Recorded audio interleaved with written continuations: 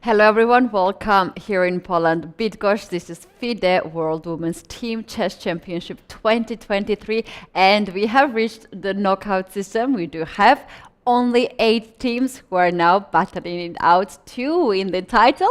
We are your commentators in the studio, Grandmasters Alojzije Janković, Grandmaster Marcin Tasbir. And Keti Tsatsalashvili. So, greetings everyone. This is going to be a very, very exciting day. Today we're going to have 2 games, 45 minutes plus 10 seconds.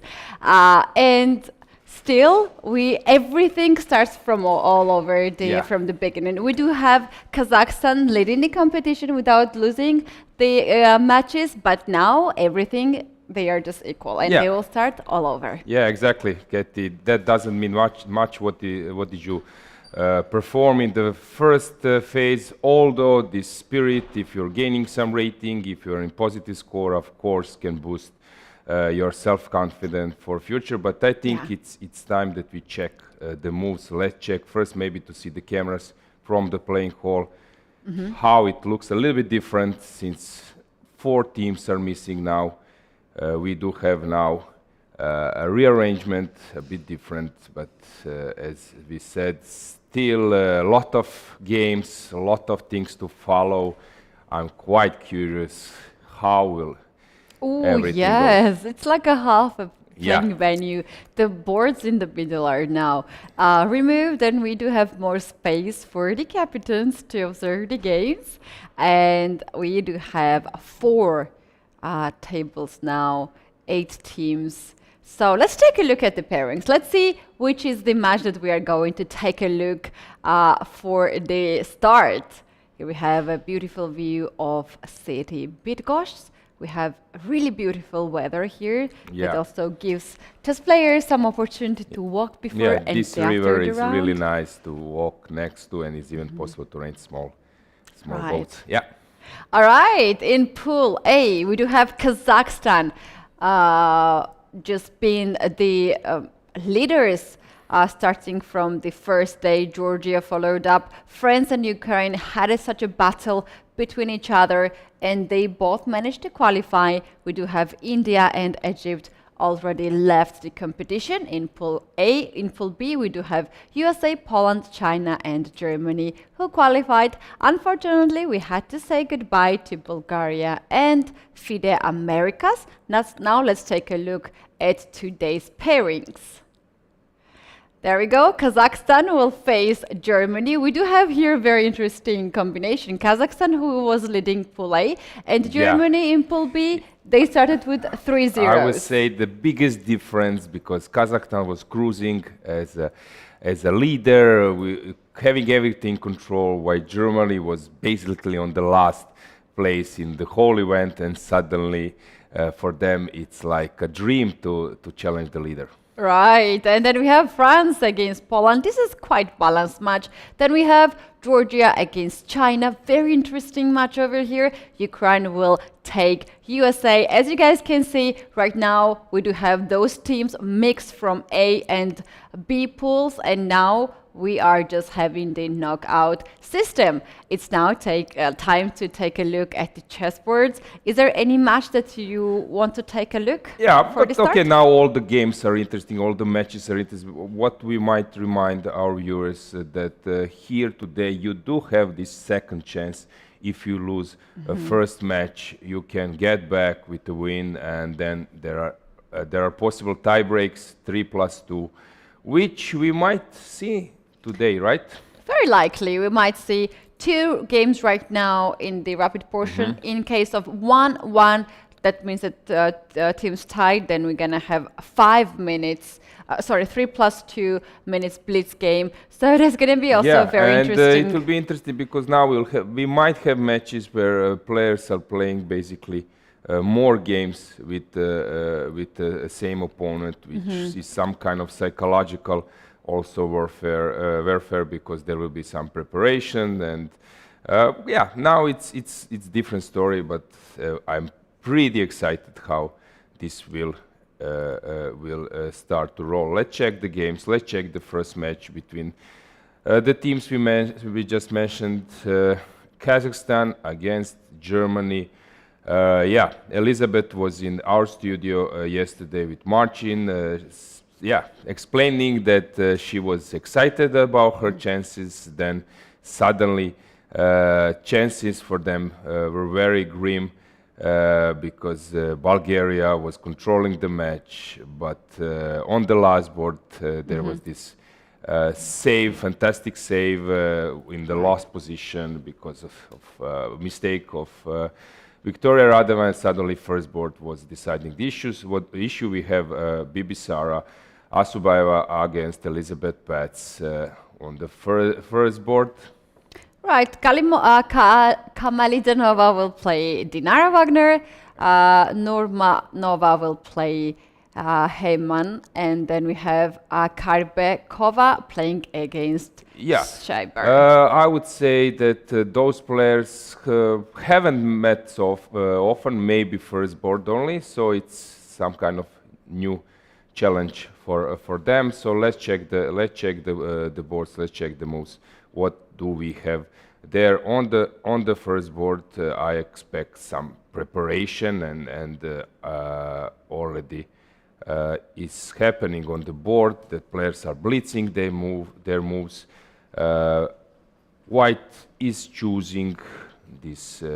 Okay, this is now also quite common to play this fianchetto style Benoni reverse color, although white is having some tempo additional, which he or she doesn't have in with the black pieces. But anyway, position is very sound for black. So in this type of, I would say, slow game, it's not so important who is having a tempo or even two. So normal position, and now came this e3. White wants to clarify the situation in the center. Knight g4 played, bishop c5 castle. As we said, preparation is quite far already. And okay, this was played in many games. Actually, it was played by Nepo against Magnus. So it's quite known stuff. They played this in their World Championship match. Yeah, they are actually playing very fast. That also shows how well they know this opening. So right now we even have more moves. Knight c5 and e5 has been played. Yeah, this was all I think played. Maybe now it's the first crossroad where black opted for something else. But Marcin is trying to get our attention. Yeah, he's smiling to us all the way across the room. That means let's take a look what he has. Something up his sleeve. Yeah. So hello today, and we have an Ukraine against USA match where something interesting is happening, I believe. The regular Queen's Gambit accepted with a6, castle c5, and now quite a rare move e4.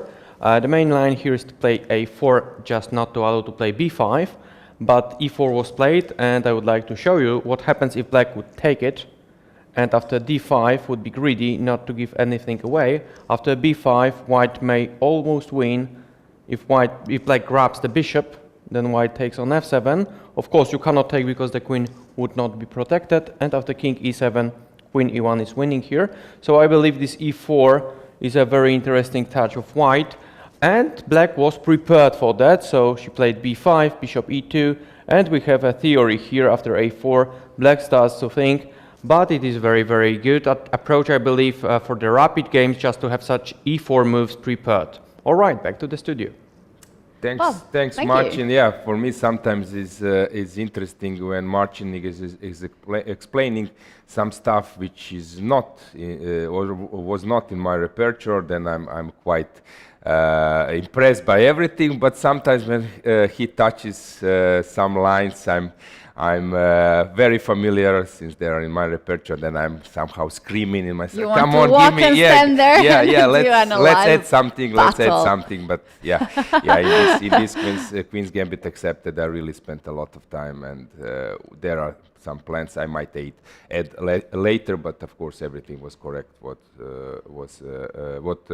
Marcin has just said. So.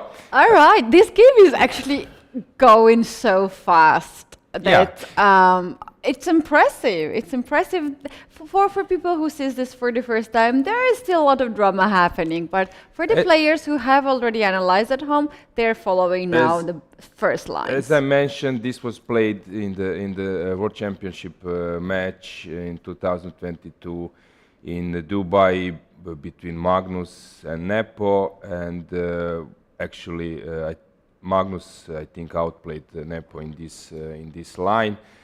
Okay, Nepo was not in a perfect shape there, so it's not maybe connected with the opening prep. But in general, Black is doing fine here, and now I think first crossroad is here. Knight c5. Knight c5. There are some different moves as well, but after Knight c5, Black can include a3, which I think it was played by Magnus, and then there is also this e5.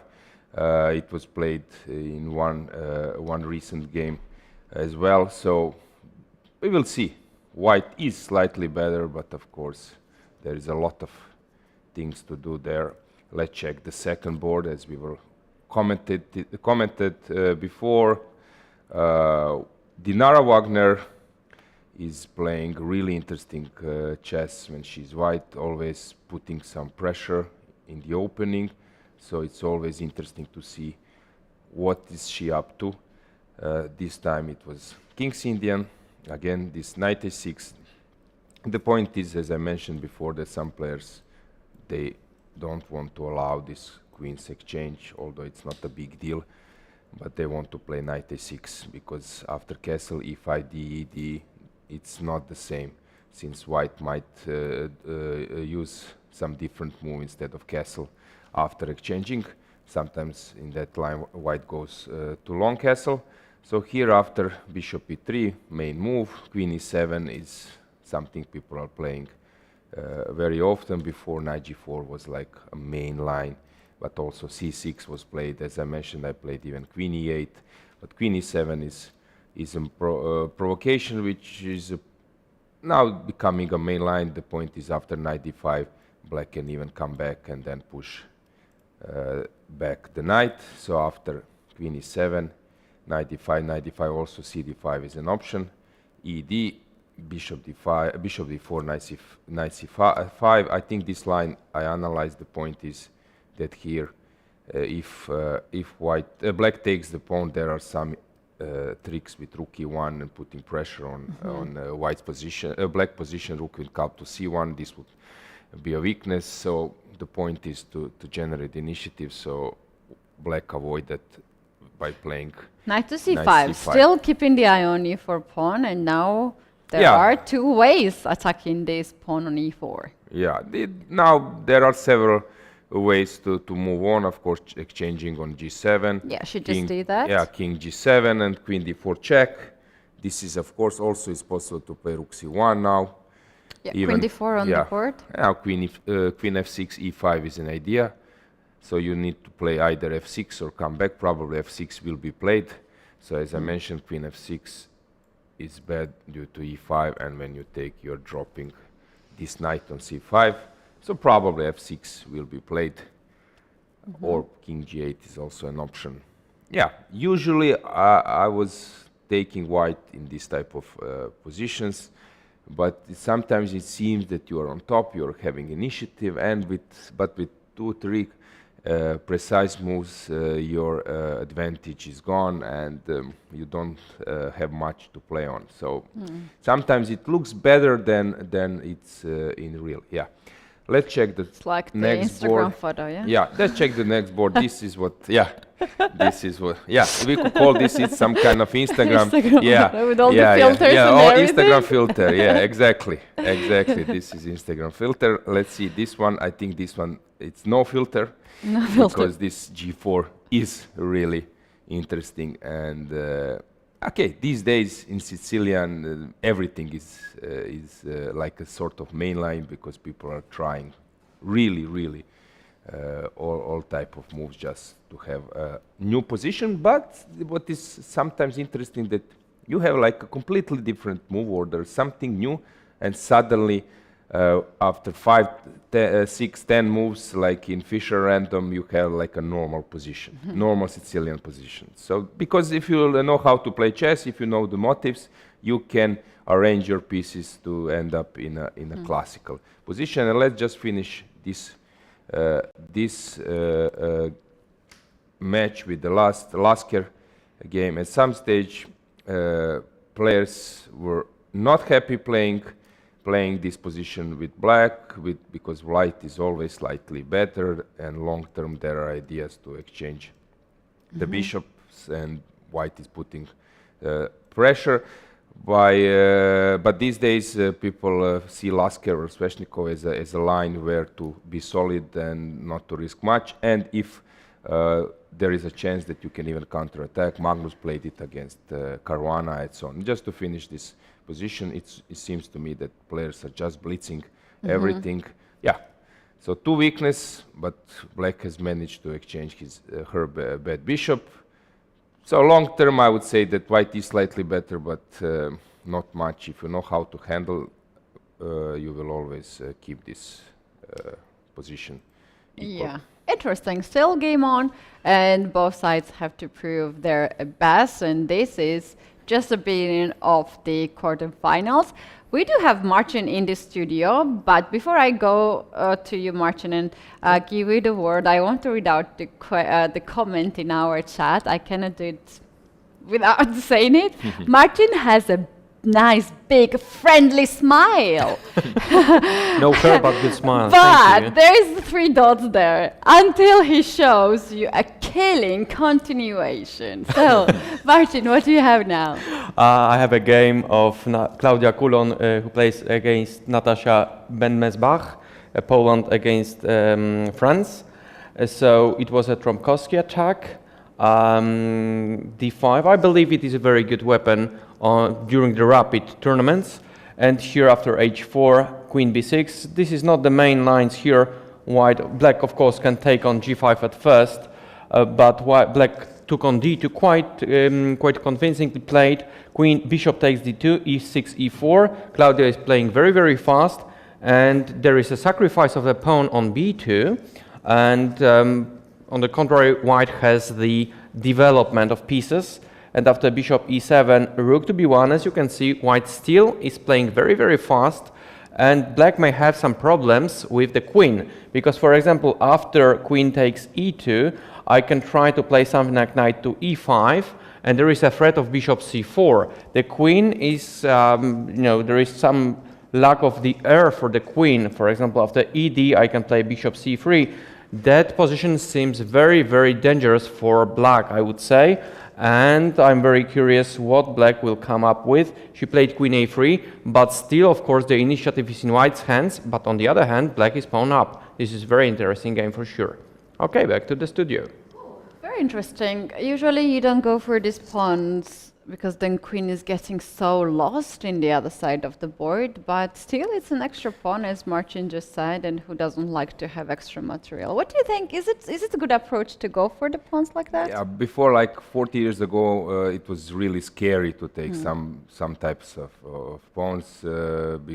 That's why they call this line in the neither poisoned pawn variation. But these days with engines tend to prove that it's not easy to move on with your initiative, and they brought us some ways how to defend. I think the level of defenses has increased a lot in the last I would say decade. Even like top players like Nakamura and Caruana would say in their interviews that the level of defense, I think, is the biggest difference between top players 40, 50 years ago and them now. So that's why this taking this pawn rate just fits. I would say is like a new trends. But I like to see this Trompowski because it's some kind of romantic opening. I don't know about you, Keti, but I'm having some friends who are non-chess players. Okay, they are like basic chess players, and then when they tell me, I'm playing Trompowski, so proudly because it sounds complicated. Sounds like it must be some kind of grandmaster variation. So it's sometimes also connected with fun in chess, what we all like to have. Also, there is a funny story regarding this poison pawn. If I'm not mistaken, there was one I would say funny moment when Vasily Ivanchuk was in one hotel. And he was recognized by some wedding couple or some players who were at the wedding, and he was invited to greet the couple with like one or two sentences, and he said fantastic sentence saying that marriage is like playing poison pawn Sicilian variation. No! And that was it. Everyone was laughing, impressed, thinking and rethinking what's the point there, but for me it was fantastic, like chess style, Chucky, Chucky. So I'm always laughing when I see this poison pawn variation, remembering of his words. Do you guys agree with Chucky's big statement at the wedding? He totally crushed the wedding, I think.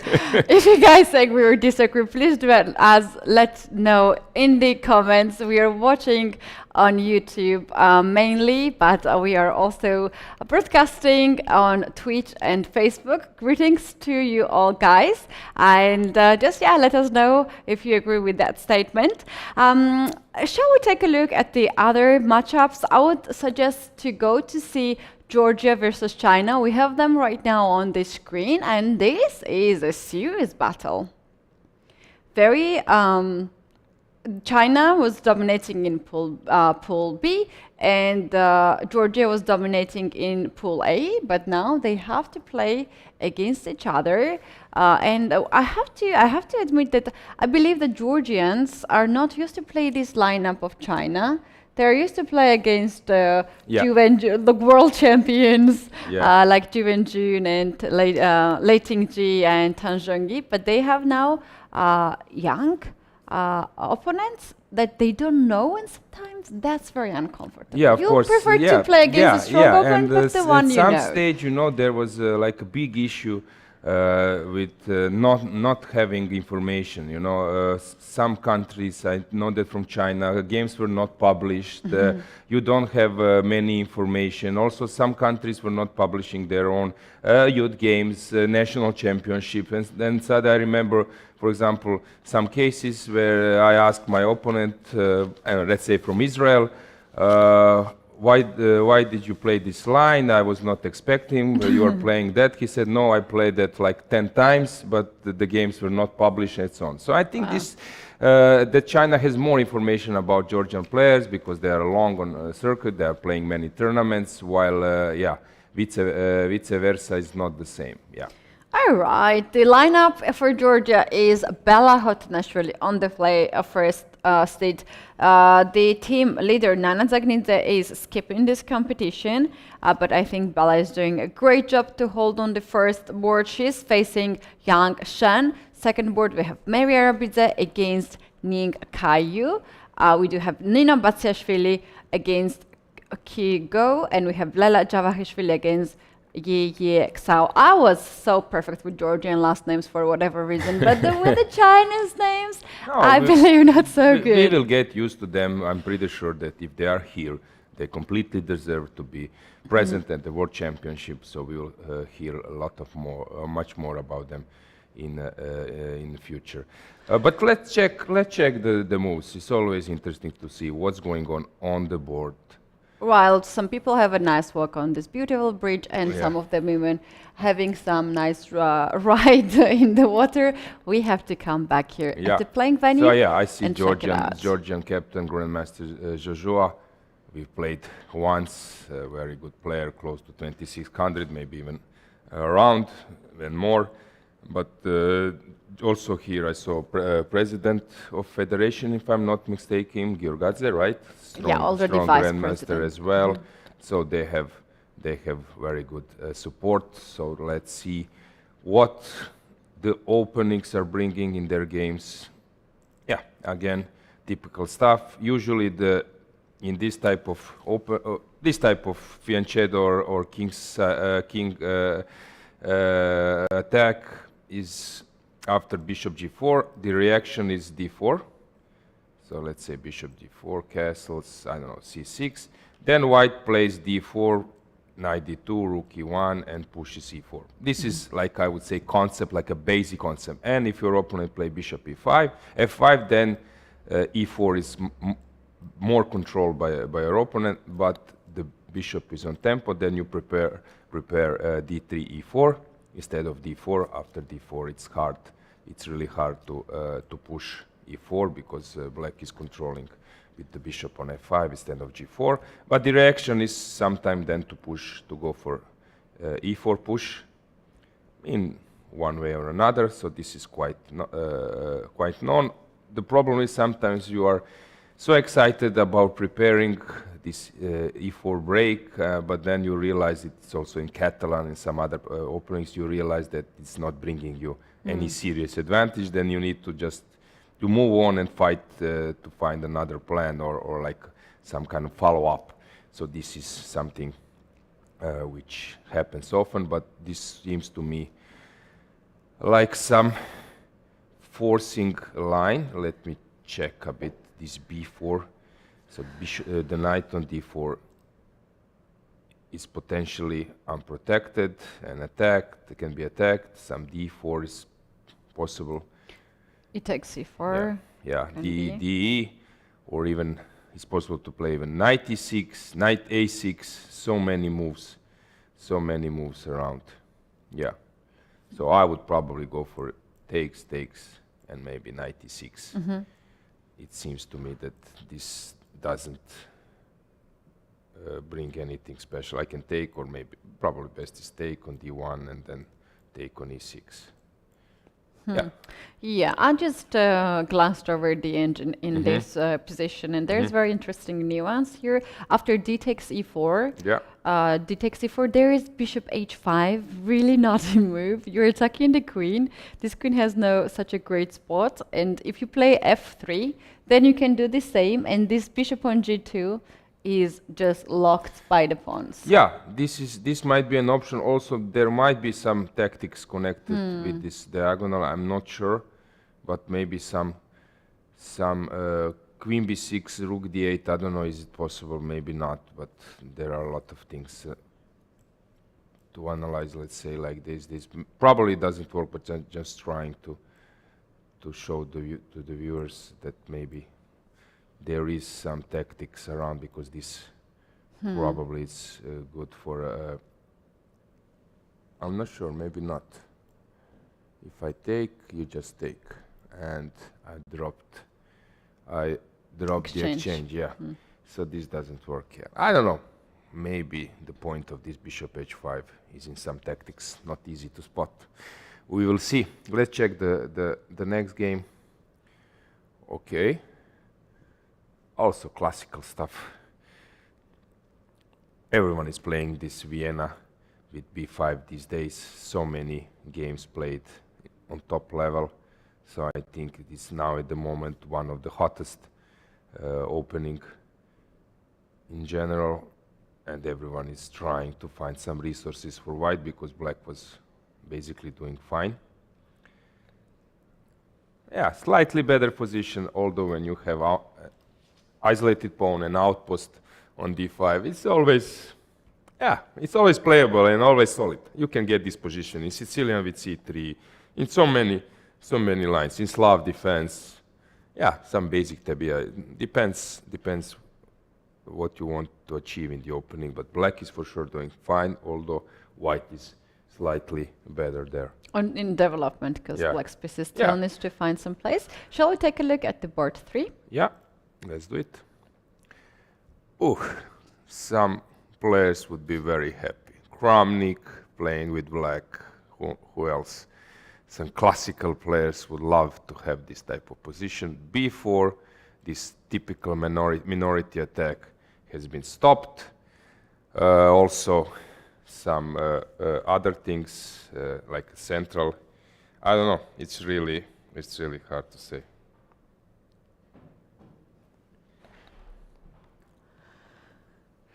Hard to say. Yet, I don't know.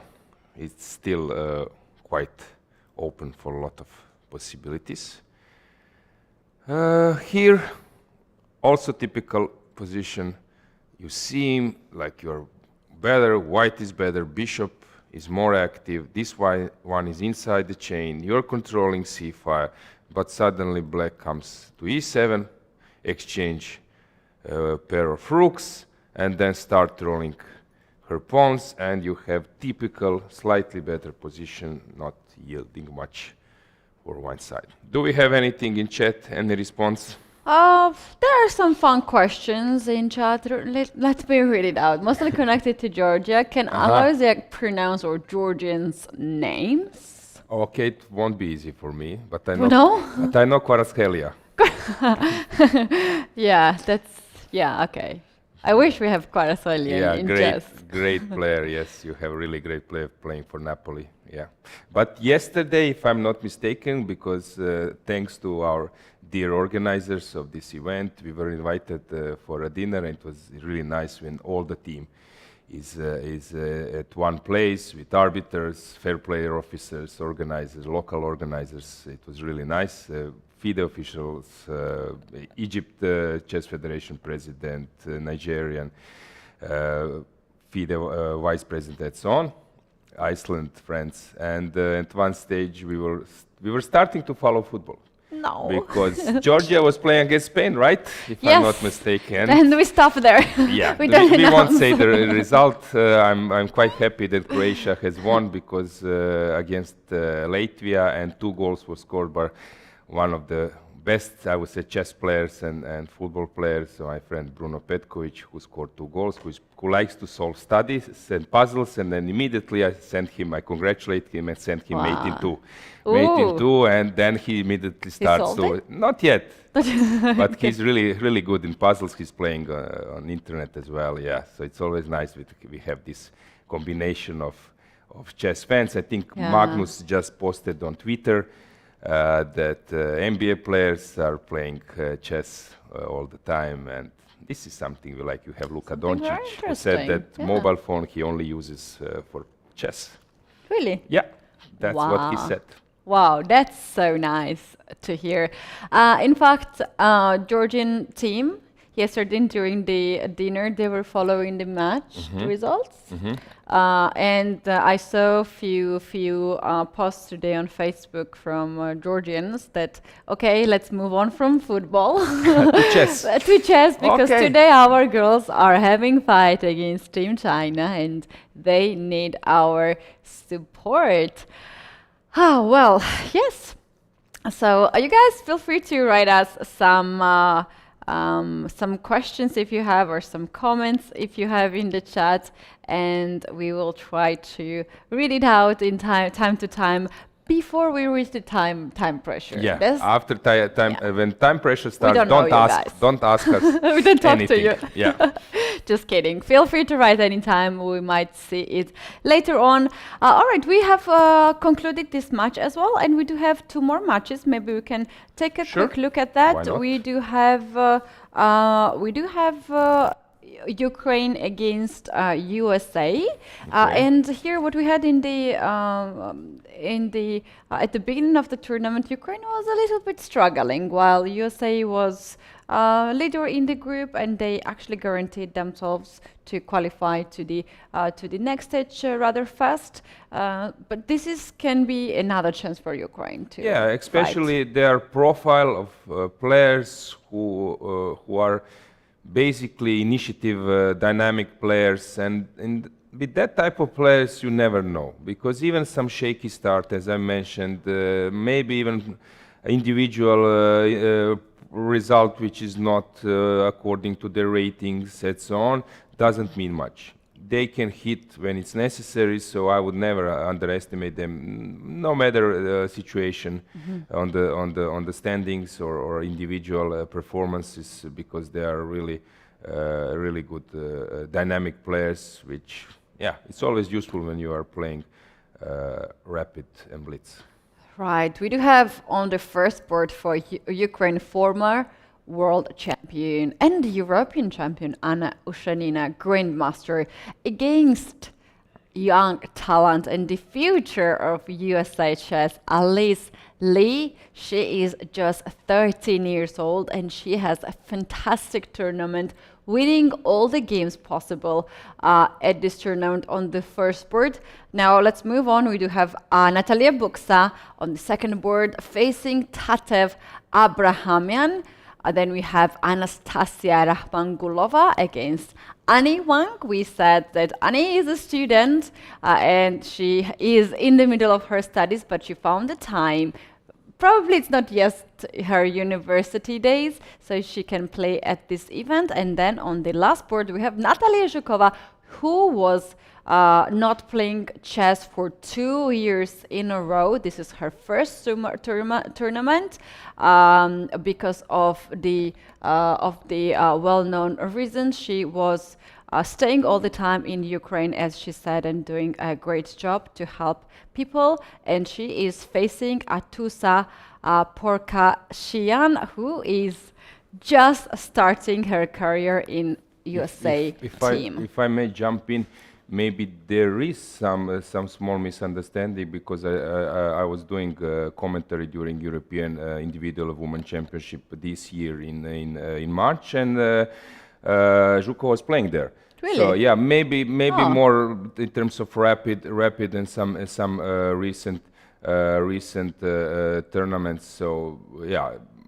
Basically, she of course cannot play as much as before, but she played in that tournament, scoring some interesting wins, although not getting to medal spots. Probably she just decided to forget that event, and there are some events that chess players are just deciding to forget it forever when it goes wrong. Shall we take a look at the next board, or we have not seen it? Not yet. We haven't commented that match. So you mentioned that on the first board, Anna Ushanina is back. She was missing the last round because loss was her last result previously. In this position, as Marcin was saying, actually I really spend a lot of time trying to find some resources in this line. Usually what people do, people play here bishop b3. This is the main move. Why? Because the point is that black, if you play knight c3, which is the most logical move, black is playing b5, and after bishop b3, let's say that some stage black pushes b4, then you will need to move this knight and trying to reroute it to c4. That's why players with white pieces, Petrosian and all those legend top players have figured it out that the idea of bishop b3 is to move away immediately with the bishop and then react with a4 when after b4 white can easily exploit this square. Also it's possible to play a4, the move Marcin has mentioned, but then you are giving this this b4 square to your opponent, which is some small achievement, but also many top players were playing this line. The famous match Topalov against Kramnik in Russia, where Topalov was playing this line more in Slav defense, but also in this type of structures and putting pressure on Kramnik with white pieces, showing that this b4 square is important, but white has something back. C4, c5, e4. Yeah, this sideline is possible to play in different move orders. E4 is motive which comes sometimes after bishop b3 included. With knight c3, let's say that white plays this kind of positions also. E4 is a motive which you will see very often. I was playing this a lot, like 4 or 5 times, and you have this transposition with Slav defense, and sometimes people are not aware that they transpose to a Queen's Gambit accepted. So here e4 happened, which is known actually, and it was mentioned in many books and many analyses. b5 was played, bishop b7, and now the concept of white is to try to use this e4 square as a launching square either for the knight or for the queen, and then to generate some kind of initiative on the king side, sometimes even forgetting about the d4 pawn, just leaving it and playing around. Here a4 was played, c4, ab, exchange, b3. Okay, a little bit different strategy. Now white is switching to queenside, trying to exploit the moment, since black is having, I would say, some problems with the development, getting back the pawn. Here, of course, bishop c4 is not yet an option because of queen b1, so queen c2 played, bishop 7. Interesting strategy. Now, completely position here, just to add that the idea is if, of course, takes, then queen comes to c8. Here, the idea is of black is trying to say that somehow either she will conquer, get back this d4 square, or get some initiative connected with the position of her knight on the nice outpost. White looks as better here, but yeah, still it's quite open. We might move to another game. To the second board, look at this position. Seems like black has very, very nice plan on the king side to attack the white's king, which is like very lonely there. The pawn on g2 has been missing, as the bishop is also misplaced on c4, being too far from the white's king. How strong is here black's attack? To me, looks scary. But these days, Keti, you never know. Sometimes, if you are well prepared in martial attack opening, or some, you can be really under heavy fire, and then in few moves with precise defense, some pawn structure starts to tell, or weaknesses which your opponent is leaving behind due to creating this dynamics. Right. It looks to me that it should be scary. Yeah. It should be scary, as I mentioned immediately. But as I said, I would just make a small disclaimer. Let's check a little bit if this is some kind of preparation from white side. Although, once again, Rauf Mamedov, as one of the best theoreticians in the world, is supporting her wife, so I get his wife. So I guess that. That's a scary start of the story. Yeah. When you play against.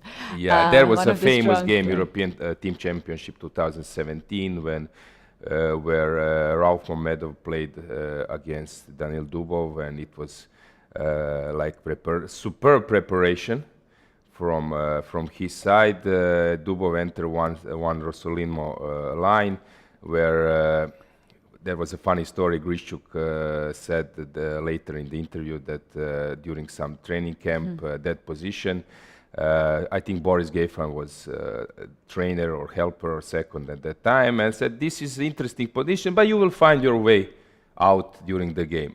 Suddenly Rauf was, looking a little bit more and realizing that this is one of the toughest positions to handle. And it seems that white is heading for a draw, but basically white was not doing so and putting pressure, and then Rauf won that game and the match, and Azerbaijan became a European team champion in 2017. And I was always impressed how he prepared one line which was considered without the venom, but in the end it was like a crucial line to or crucial position to win. Yeah, I don't like, besides what we have here on chessboard and the videos and everything, I really like this small segment of the Twitter and YouTube comments, you guys. Go ahead, write us some comments or questions that might pop up on the screen, and we're here to read it out.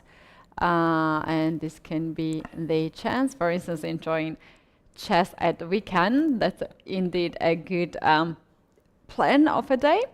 All right, let's take a look at the next game on this match to have a total picture what is happening.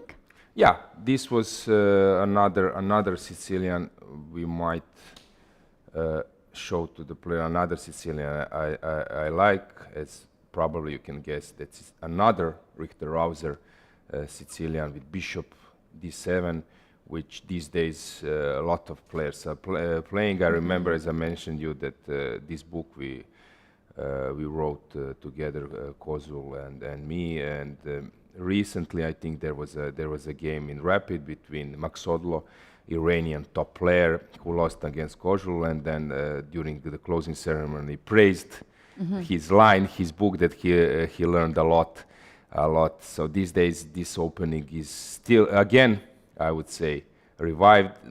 If you are playing some opening for like, I don't know, 10, 15, 20 years, you get fed up with it. And some new players are bringing new energy, new ideas, and refreshing the opening. So here, again, this knight d4 exchange, pushing, first kicking the bishop c6. This is also known. I played this many times with the point to have a space for your knight to d7, and then came this d5. I love this opening. I myself also played this many years, and I have to admit that it gives you so lively positions. Yeah.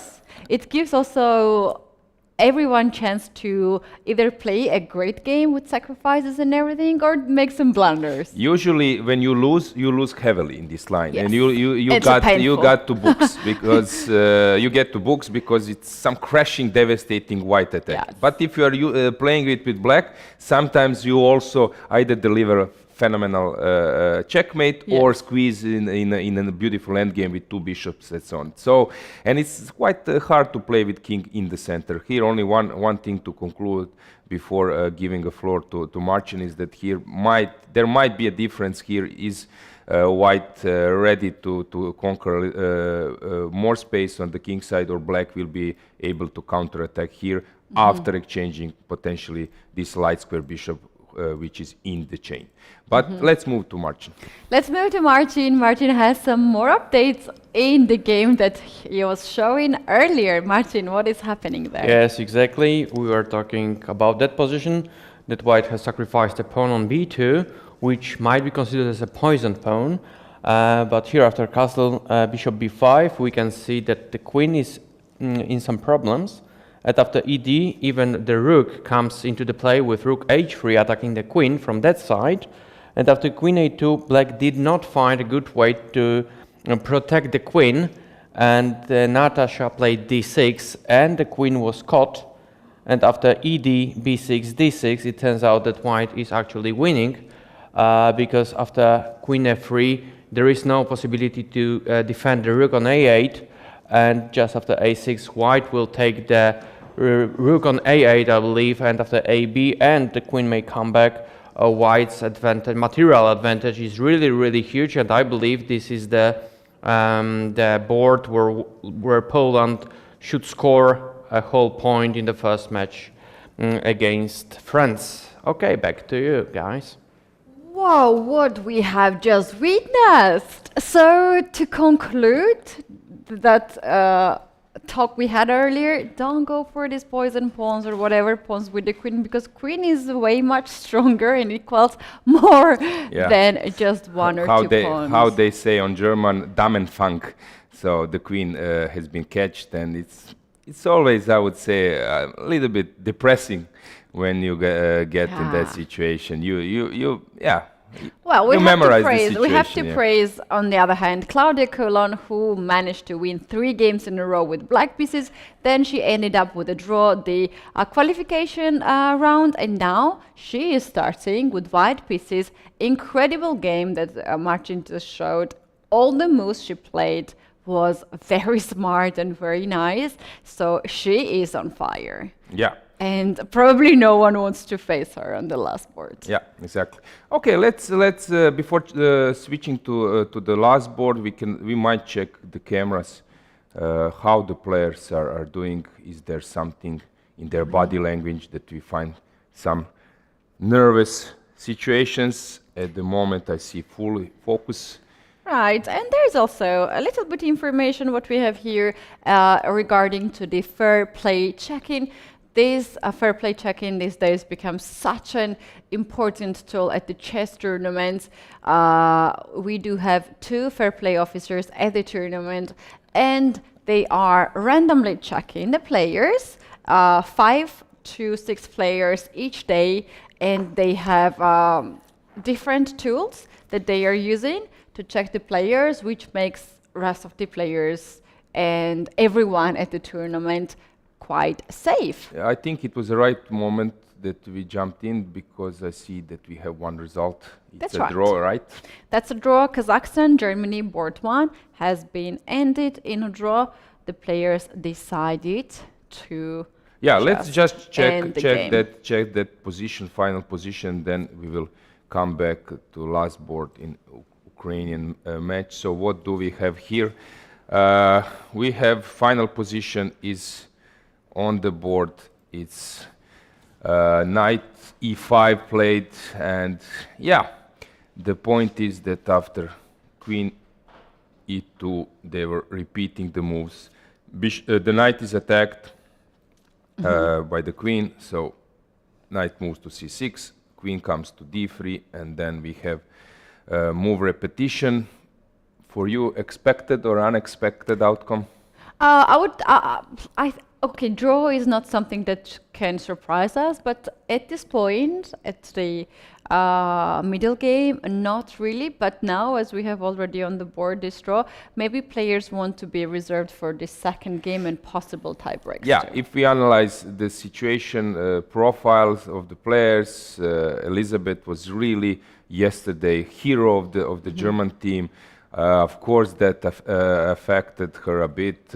Also, Bibisara, I think they are aware that it won't be easy to score on the first board in that encounter, in that match. Yes. So probably they consider as a draw as some kind of okay result, not to push too hard because there are chances on the other boards. Right. This morning I had a small chat with one of the representative of the German team here, Paul, who said that he died 7 lives during yesterday's match, and he cannot believe that they survived this tournament. So that actually tells a lot how these players are feeling. They're treating this as a chance to stay here, and sometimes you need to be lucky at the chess tournaments. Of course. But as I said, it's not easy. But that's why we like chess. In some other sports, you will have like 2-3 days sometimes during some World Cup.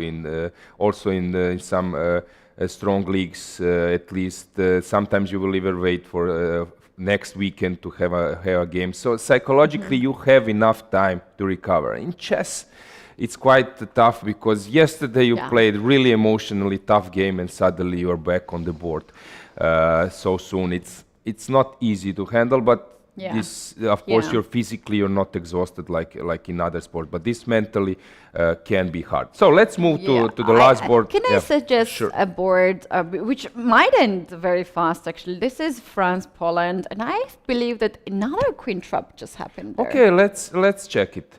So you said the match is board 3. Yeah, let's check it. So here we have the situation. Bishop f3 has been played, and if we take a closer look, this queen on h5 is stacked. Has only one square to go. Yeah, actually, it cannot basically move because after queen e5, knight c6 just wins.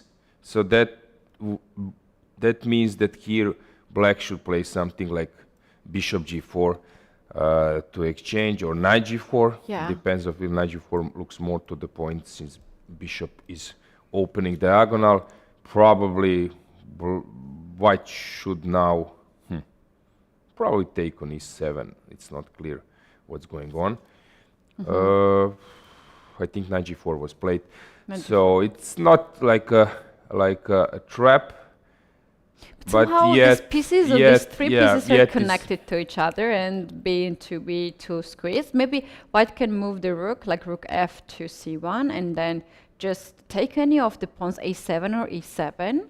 And that's Yeah. that's very interesting because white can actually start to push the pawn a4, a5, and these bishops are looking to that direction and helping white's pawn to be pushed forward. And meanwhile, black's pieces are just stuck on the king side. Yeah, I fully agree with you.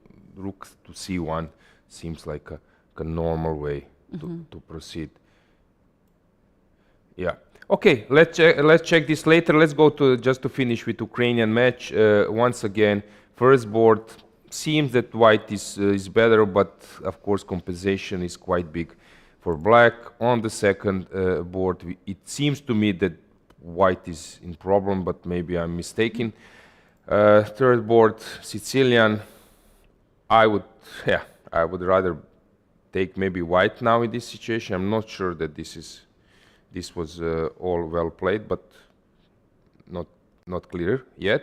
And on the fourth board, one thing I didn't add is that Natalia was in Montenegro during this European Individual Women Championship, accompanied by her husband, Alexander Onishchuk, who is a great player. He was 2700 from US. And so I wanted to say that she's also, she can be very well prepared because of course he was a well-known theoretician and a great player. So this is also some kind of support. I'm not saying that this is in practice they are preparing together, because here we have Ukrainian Grandmaster Brodsky, right, as a coach. So yeah, but another couple as a strong team. Yeah. Yeah, that's, but she is facing really tough opponent in that sentiments as Atusa and Hikaru Nakamura just got married just Yes. a month ago. So here we have this clash, you know. Yeah. Of Okay, that's nice. That's really nice. Yeah, yeah, as well. Yeah, your remark was to the point. I fully agree. Yeah. This is very interesting how many chess couples we have in families, and it's also a beautiful thing to have people connected. And viewers, I guess, also would like to know something more about players, not just about their rating, their results. Yeah, something about private, personal things, which is always also nice. I think this is something it's normal, because you want to know, let's say, about players you admire. Some yellow pages of the not chess just yellow, world. but I would say like just something more than you get from the moves and from the tournament results and standings. This looks a bit scary, but now when you dig a bit, it seems that white doesn't have some threats yet. I don't think that black is. Black should be worse, but I don't like anything this plan tangible. h4, h5 for black. Yeah. This is always the safe approach for white. You are not risking too much, and it can bring a lot of damage to black. Yeah. Now the main question is, can black kick out that knight? If that's not the case, then I'm not sure that she can hold this by playing around it. So of course, knight on e6 really looks scary. Garry Kasparov has said when knight lands on f5, the game is over. But of course, this is exaggerating. But can you believe what would he say when the knight lands on e6? Yeah. So probably the tournament is over. Yeah, talking about Garry Kasparov, he is just coming back to the chess world, recently playing in St. Louis. So a lot of eyes on his play, and it is actually great to see. Yeah, yesterday he scored back. 2 wins and 1 draw, leading the field, which is big surprise. Yeah, can I suggest one very interesting situation in the match of Kazakhstan and Germany on the board 3? We do have the the position where black's king is still in the center, and it seems to be a little bit unclear. Like in this position, black hasn't castled, but kept the rook on the h file for potential attack on the king side. Listen, to me it looks like a complete mess. So the queen is pinned, as you see. Also, I immediately spot this X-ray as well. Rook is ready to join the party. Knight on g5 is, of course, very well placed. This bishop later might be hanging, but with some kind of closer look, it seems to me that, white should be good. Yeah, should be better here. Somehow threats look more. So that's very interesting situation because bigger from white side. Yeah. When I suggested to take a look at this position, it was according to the engine what I saw, it was very good position for black, and she made this move bishop b4, and now it's better position for white. And the reason of that is just knight d5, knight takes d5, and queen takes the pawn on e5, and seems like white just got this pawn, and black has serious threats. So wait, knight d5. The point is after bishop e1, knight f6, and then check and takes on c6. So this is the first point. Okay. So after knight d5, I have two reactions. Probably knight d5 is more logical, but then maybe, then again, this bishop d5 works. Maybe even queen b4 is not so. Or maybe queen e5. Yeah, queen e5 the as well. threat is queen b8 or queen to g7. So bishop d5 is an answer. Queen takes e5. With the point, if you play rook e7, I give check, I guess, to b8 and take that rook on h8.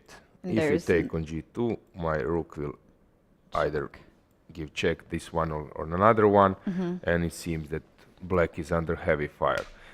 It looks really scary, so I'm quite curious to see will Josephine manage to get out in this position. Very interesting situation. I see Martin is also in the studio with big smile and the position from this match. Martin, what is happening?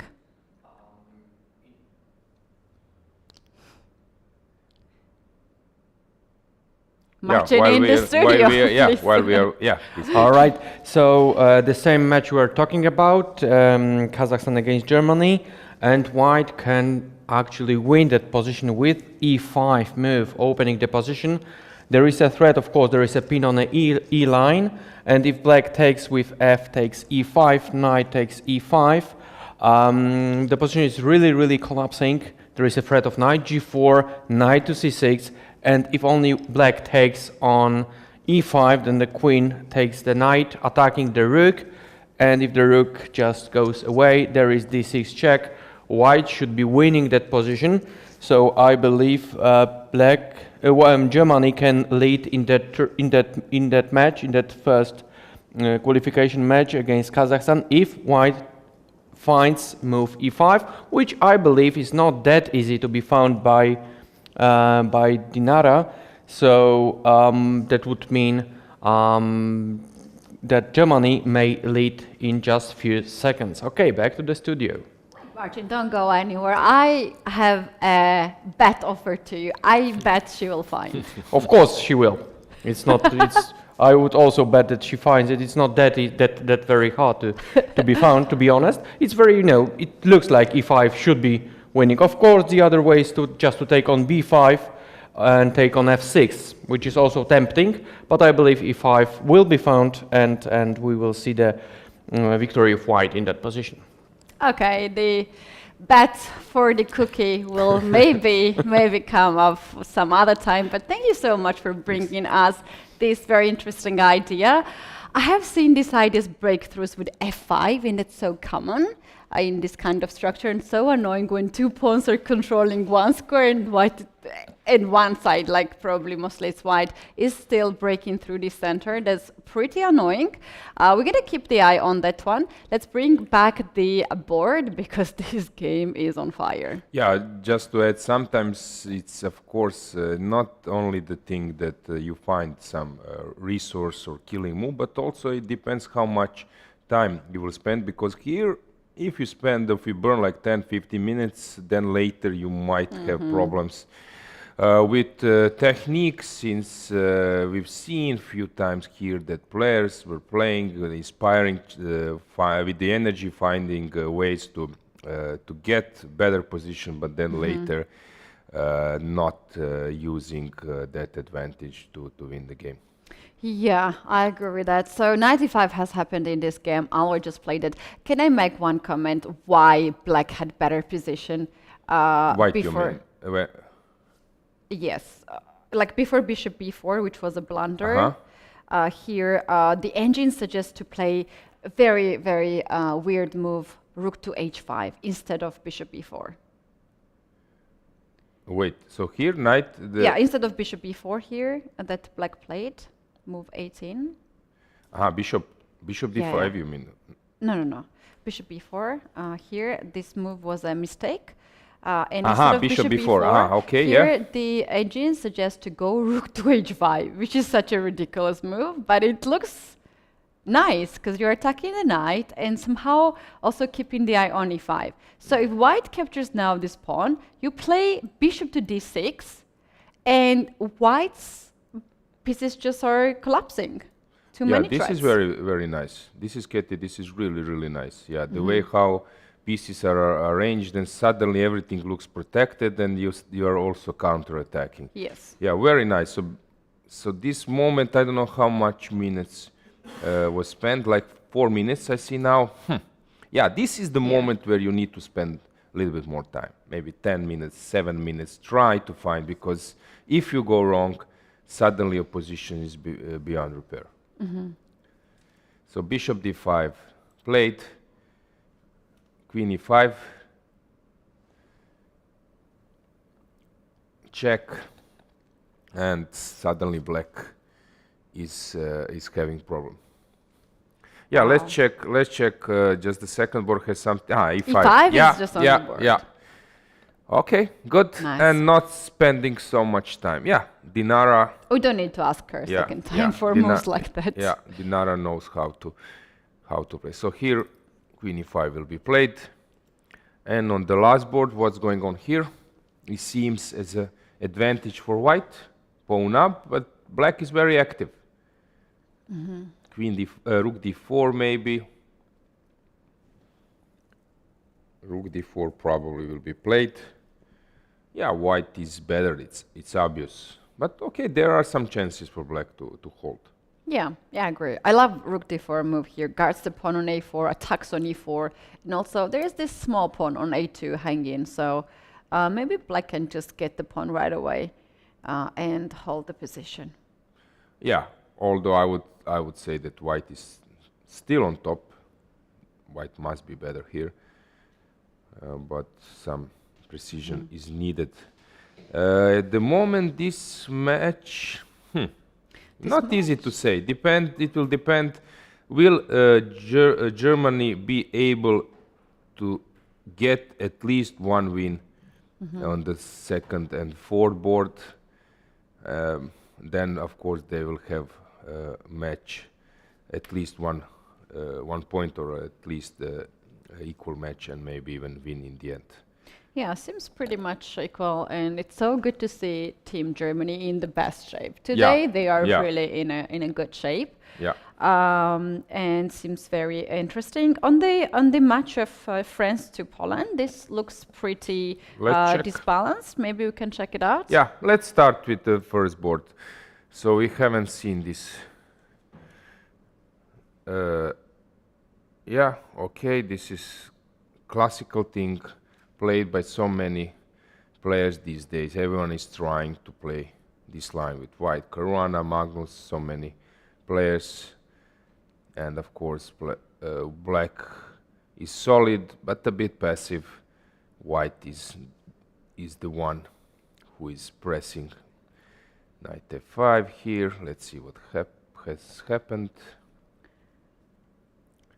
Yeah, slight plus for white, but probably not much. The point is, of course, after queen b2, knight comes to g5, and white penetrates. That's why g6, h6 was played. c3 to protect the pawn. King h7, preparing g6. Okay, this king h7 is an important move. To kick the queen, g6 is coming. After knight d4, black is thinking what would be a follow-up. Actually, here I like black's position, and as you can recall, Keti, I was mentioning that somehow to me, Olivia, the way how she plays chess, it seems to me that this is the best level. Somehow she's keeping everything under control. You don't see blunders, you don't see some mistakes. With white, she's trying to squeeze. With black, she doesn't lose so easily. So very impressive player. For me, this level is already around 2500, maybe even it can be even more. So I'm really impressed how she played. And actually, she can be a role model, because I was asked by some players here or in some other teams who are playing on a lower board, what do you think, what we should do, and so on. And then I said, you should follow how Olivia plays. This is, I would say, like a chess which brings you in future some good results. Yeah, concentration, having good positions. And she enjoys the process. She loves to play chess. Well, I had this opportunity to observe her a little bit more as I'm living here, and I see these players a little bit closer. And the thing is that Olivia, before pandemic, she was very young, of course, and her level was like 2200. And during pandemic, the time when no one was playing, actually, according to also herself too, after pandemic, she boosted so much and she increased so much her chess level, went all the way up to 2400 and very stable 2400 from 22. So this is indeed the result of heavy work. Yeah, heavy work. She worked a lot. And while we were doing some commentary at the European Individual Championship, the way how she handles pressure, how she speaks about chess, this I see as a really strong player. And when you have that type of approach, when you are working a lot, the results follow. Rating comes. So I would say that for some future, for young players who are trying to break through, check how she's doing. This is the type of chess which has a big future. Yeah, that's amazing indeed. She's rocking on the first boards. Another thing that I catched it was she said that she's looking at the time very often, because she cannot think that much. The latest tournament that she played was a Grand Prix, where she was really struggling on time. She was thinking too much and then dropping the time on several minutes. And you can see that from tournament to tournament, she's trying to improve and she's trying to work on that. And at this tournament, she's having quite nice time management, which also results her play. And meanwhile, we see Marcin is getting ready in the studio to bring us some updates. Yes, exactly. We have a very, very nice tactical blow in the game of Claudia Coulon. We are talking about that game for a few times, but here rook g7, which seems to be correct. King took on g7, bishop h6, forcing the king to go for a walk. And after king h5, silent move f3.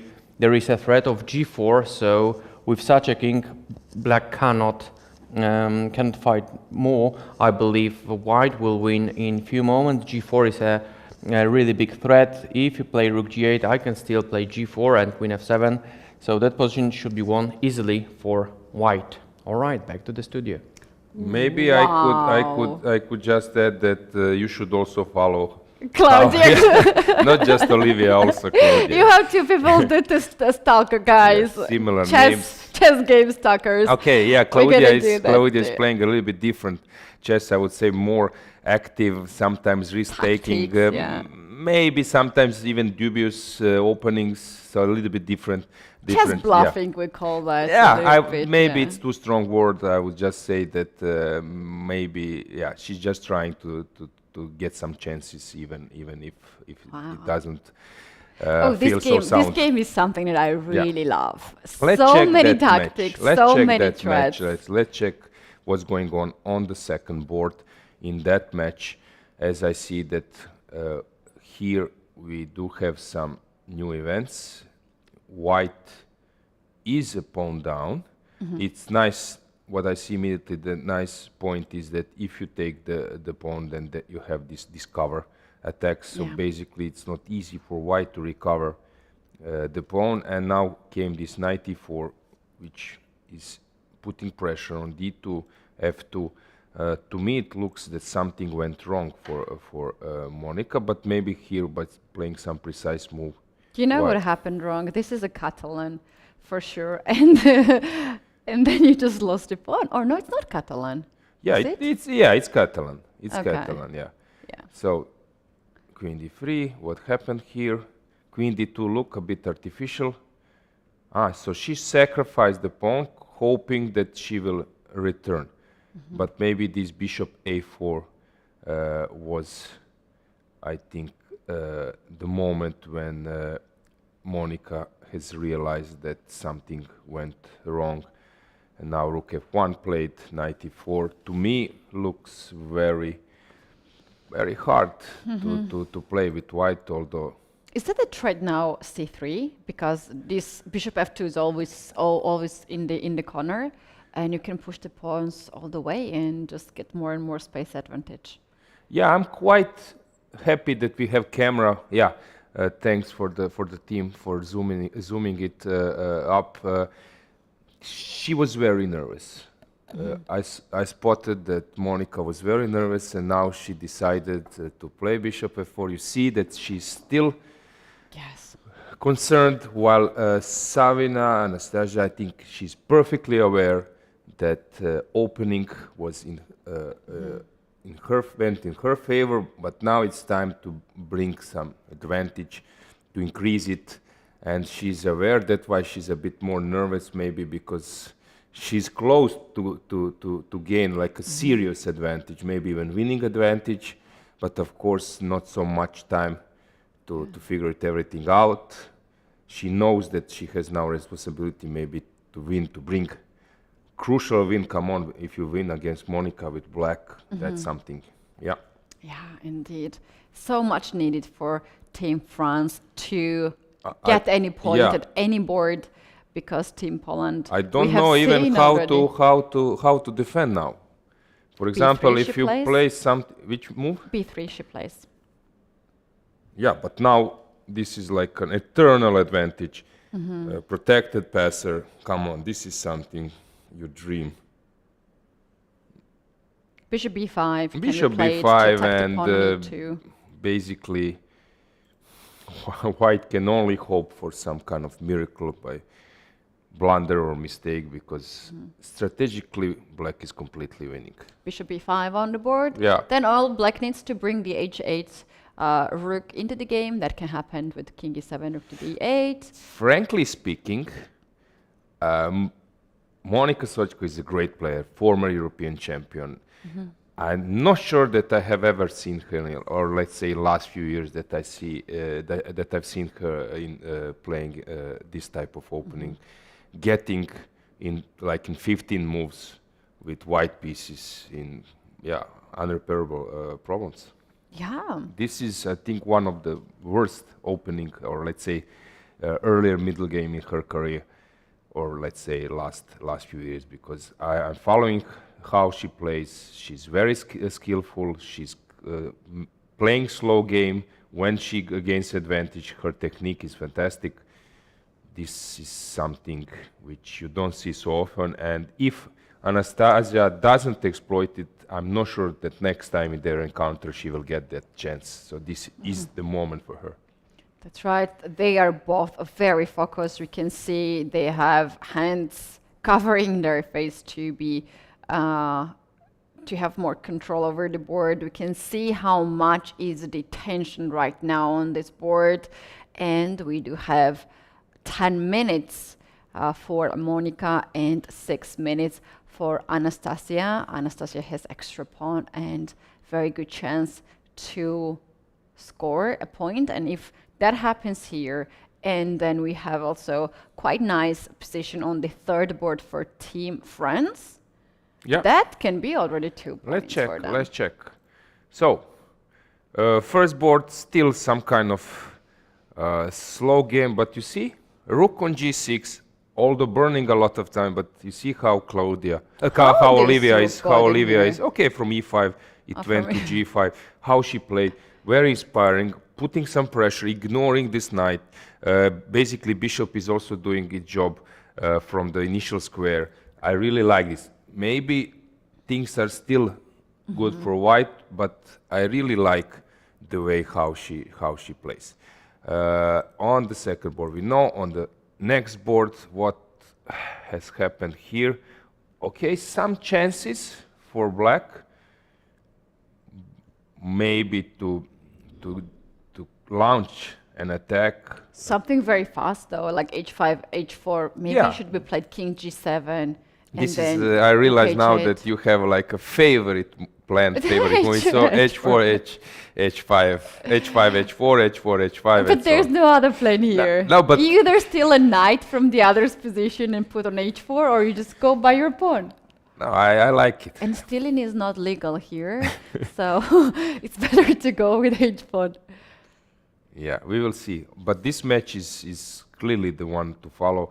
I'm pretty sure that Marcin will update us with some other games, but let's stick to this match because so many interesting positions.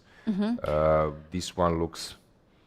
Meanwhile, we do have another result. This is a draw on the first board of Georgia against China. So far, we don't have any decisive results. Yeah, but to me, this match and maybe Kazakhstan, Germany looks, I would say, the most interesting in terms of how the positions are developing. This looks like a game over, right?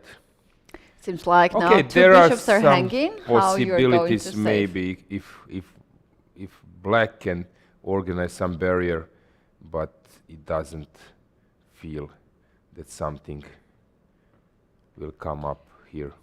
Bishop to F5. G4 wins. One piece and another Yeah, piece on B8 G4 is wins hanging. immediately. It's not a big deal. Takes, and then I take on B8, take on B6, and I will win this one. So here I think we are close to handshake. While here the game is in progress. F5, I like it. Although Anastasia is burning some time, but also understandable. She doesn't want to make any wrong step. She knows, she's perfectly aware that she's better. Here, Olivia is, trying to put the pressure. Point is, if you take with the knight, I have Rook F6, and on G3 I'm exploiting the pin. Okay, doesn't mean that I'm winning, but okay, I'm counter-attacking. So many interesting positions.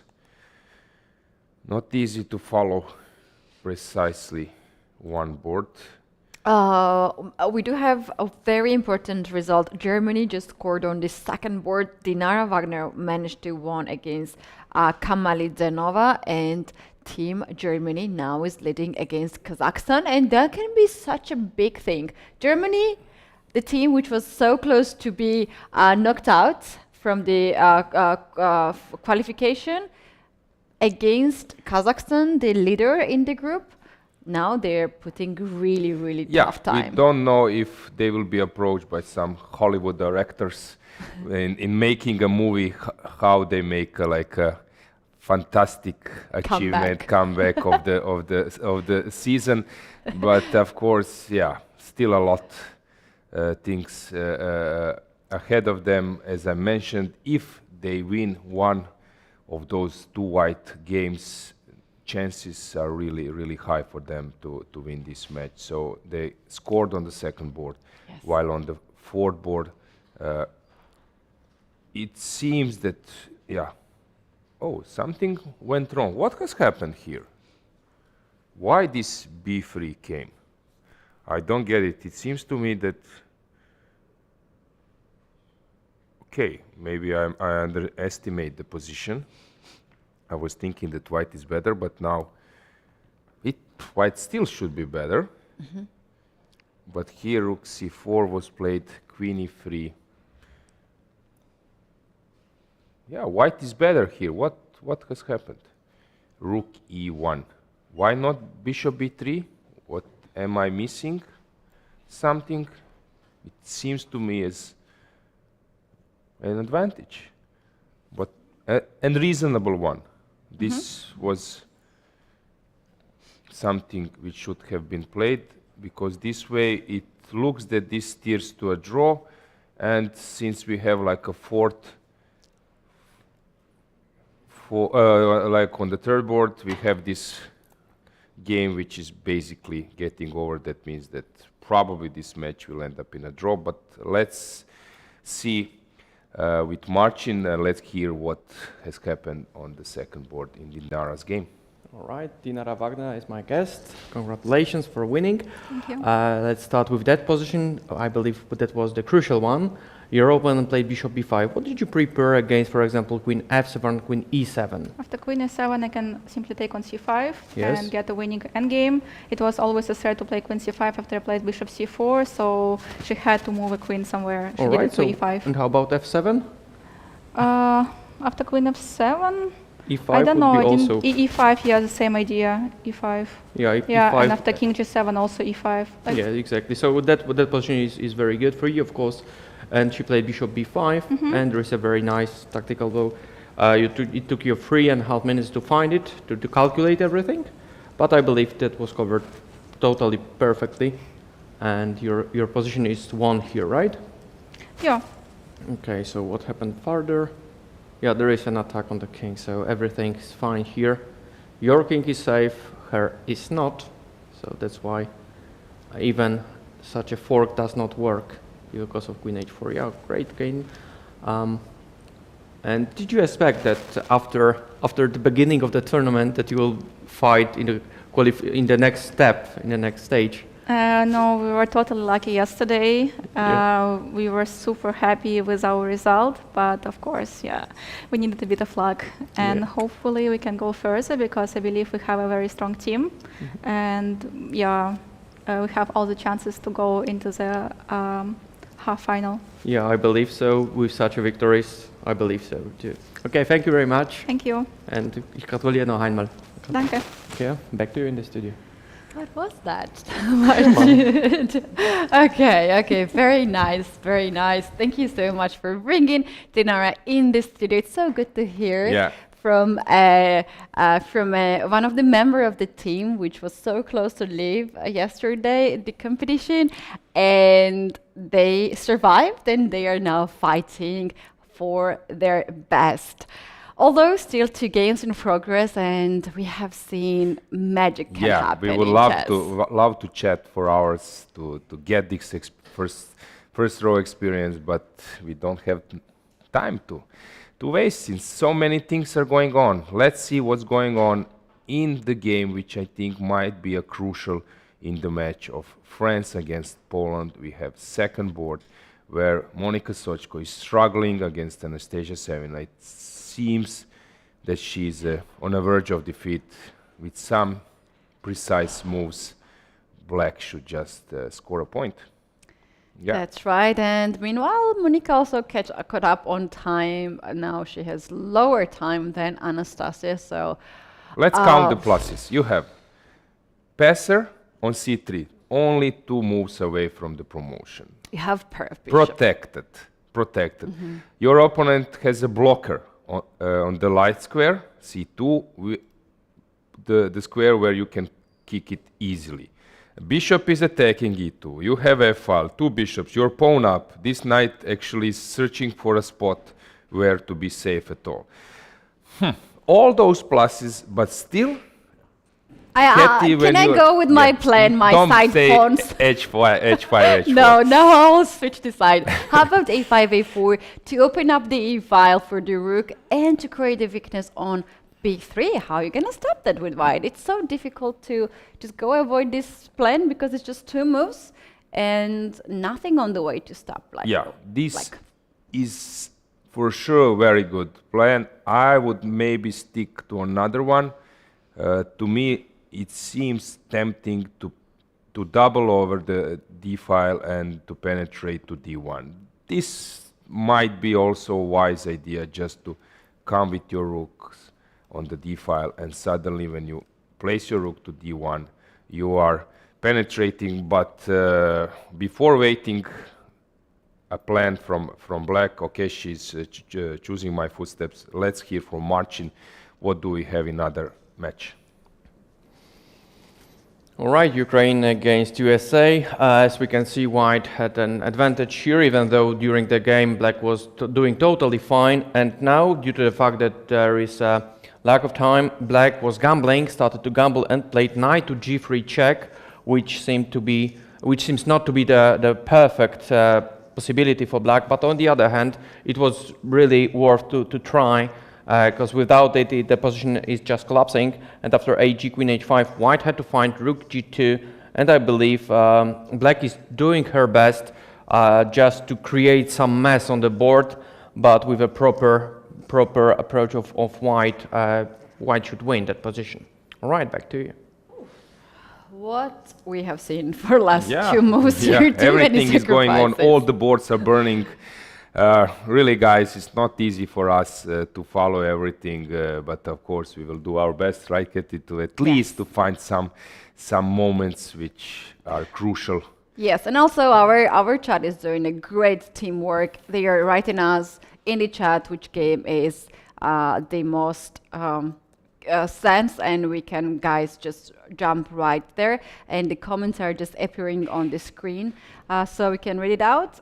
Go ahead and just let us know the game if there is any interesting situation anywhere. Let's interact. In meantime, let's just check first board. Olivia, your plan, h5, always welcome. Some bishop g4 might be on the menu. Time trouble, severe already approaching. Yeah, game to follow. Yeah. I'm not easy in giving assessment here, but to me looks that black is doing more than fine. On the second board, as we mentioned before, Monika Sochko having a really tough situation on the board, not easy to survive there. While on the third board, black is trying to launch an attack, but white has those 2 pawns asset for a win, and some sacrifice, exchange sacrifice, even at some stage, rook for the bishop will also yield white winning advantage. So just few careful move and white should win there. But yeah, let's stick to one board. Maybe first board is the one to follow. That. Yeah, we have 2 the minutes. last board has already ended. Claudia Colon got her point, and that brings Poland 1 point advantage. Questions to you and also to our viewers. How many tie breaks do you think we're gonna have today? Oof, tough situation. Really, Keti, it's hard to say. By the profile of the teams, I see that we have players who are ready to bounce back, and one victory in the first match doesn't mean so much. I would say that we might have one tiebreak. One tiebreak. Yeah. All right, that's already... At least. Yeah. It's hard to say that we will have like 3 or 4, because it's not likely. But I think two or more. You think 2 or less? I'm sure that we will have a tiebreak. At least one. Yeah, at least Yes. one. Because as I said, teams are capable to bounce back. But of course, when you lose first match, then your strategy in the second match, you need to take risk. It can also backfire. Depends. But as you know, I'm not predicting so well as you. So just do it for yourself, because my predictions are always wrong. All right, we're gonna see that very quickly. But anyway, the blitz portion of the tournament is always the fun part. Let's I'm see. only concerned about blitz part. If we will have tiebreak, then Marcin will need to run from the studio to the board, and I'm really concerned about him, because to follow those games, to give us moments, to prepare, really it will be tough. Yeah, tough maybe job. we can invite him as our third of us here. A very interesting thing here might happen. So Black is preparing bishop g4. Yeah. Sneaky. She wants to win the queen. So if knight c1, actually seems to me that this knight goes on d3. But if you go on d3, bishop g4 wins queen right away. Exactly. This is a nice situation to show that here this just wins a queen, because queen cannot run anywhere. But the point here, Olivia is also combining another threat. This queen a6 for me, it's a nice touch, is preparing this g5, g4 pawn push. When those pawns come to g4, come on, now it's already serious. So I'm quite concerned about white position. So you see what basically she's doing. She's preparing something on the other wing or in the center, because by only waiting, she will get under heavy fire. And the g5 is on the board. It's very interesting. I wanted to check with the engine. What's the situation here? How the engine is evaluating. Engine gives like equal position here, but from chess players' perspective, I would feel here with the black pieces that I'm better. Yeah, exactly. We've seen so many times when even the strongest player, they get under attack, that sometimes, you start either some prophylaxis, basically exchanging queen, giving up a pawn just not to wait to be attacked. No one likes to be in the position where your opponent is throwing everything on your king. So for rapid, this is a perfect strategy to focus on opponent king, because it's, I would say that margin of making mistake is becoming much higher for your opponent. Second board has something changed. Okay, she took the decision I was mentioning, that just to penetrate over the d-file. To me, it looks like a game over, but maybe there is still some kind of chance for Monica to survive this one, although it looks really, really bad. It looks really bad for white indeed, and we do have some unexpected events in the match of Ukraine-USA. We have a blunder on the second board. Let's check that one. Natalia Buksa is exactly in this position where what's going on here. When black had a really, really nice attack on the king side, it turned out that there was some misplay, and here white is very comfortable. Probably queen to d8 check now. Maybe even something else. Let's see. I need to bring my rook to action. Okay, you're threatening to exchange the queens on g4, so this is your defensive. How about bishop f5, rook h3? I was thinking about this to prepare, because I'm touching also the bishop. Although after bishop f5, maybe some queen e2 will be played, trying to give some check and to disturb my position. It looks completely lost, but still some precision is needed. How to bring the rook. Yeah, bishop f5 looks like natural. Although the clock is ticking, she's really a long time. Let's just briefly check what's going on. First board looks much better for white, maybe even winning, because king is quite passive there. This one we mentioned. Oh my God! Yeah, what's this going is on? like, as I told you. Still, there is some details you need to know in this rouser Sicilian. Sometimes looks tempting that you castle long, that you push this d5 but from my experience, always this activity or space on white starts to tell. And Natalia is trying to generate some chances, but it seems to me that she's lost. Something went wrong. Although with knights on the board, Knights can be tricky. Yeah. Knights can be tricky. Let's just check this second board. bishop Bishop e4 has played. been played. The idea of bishop e4, Probably rook d3 in some stage and retreat the bishop to g2 just to be safe, and then start attacking on the other wing. Rook c3 entering with the bishop or something. It should be winning for white, but who knows what we will see. I don't know what's going on now in Poland match.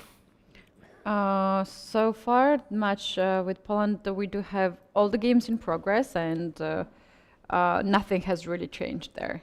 Savina still holds on advantage, and Mitra also has a big advantage. And the first board, we do have balanced game. Okay, let's just switch between matches, because I think Georgia, we haven't touched so much. Here, it seems that Arabidze is slightly worse, but not much, although it might be actually also good enough. It looks to me drawish, but still a lot of things to do. And here, who is better here? Okay, pawn up, white is better, obviously. Probably white is even winning in this match. So it seems that the Georgia is cruising, or at least getting close to win this one. And here we have on the last board what has happened there. After f4, white should be better. So Germany is closer to win than their opponents. So let's stick to this match. What's going on in Olivia's game? A lot of things. A lot of things have happened. Yeah. F3 has just played, but to me it looks like white also started very nice counterattack in the center. Yeah, I don't know how this happened. Sometimes you push too much. Yeah, and by being low on time, it's always tricky. Maybe this pawn takes g5 was missed, and now seems to me that she will just drop a pawn.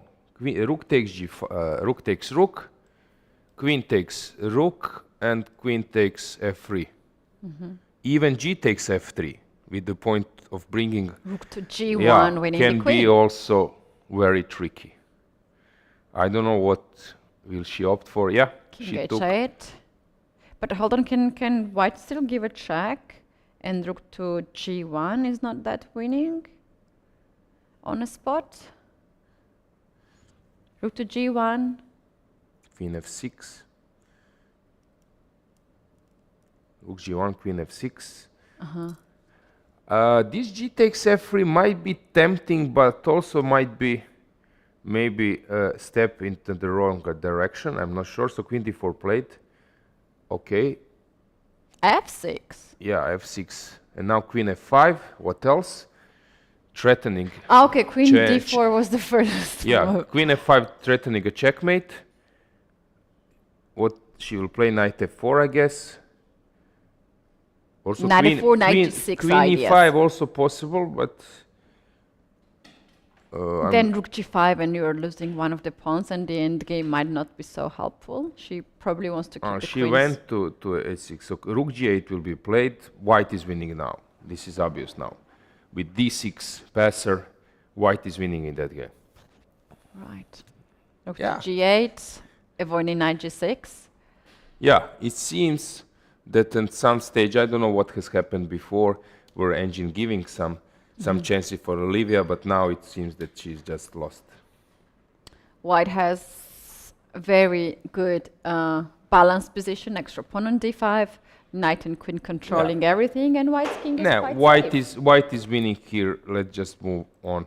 We'll come back here.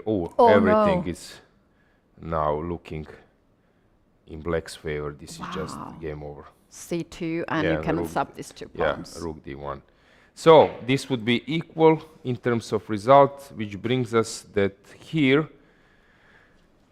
on the third board that France need to win this one, and actually they're king f1 played. Interesting decision. Yeah, in the match of Ukraine and USA, it's very interesting situation. One game has been ended already. Ukraine won, and the other games, all the other games, white has a big advantage. yeah, we will get back to that one. So let's see what do we have. So let's just make some kind of conclusion. What's going on here?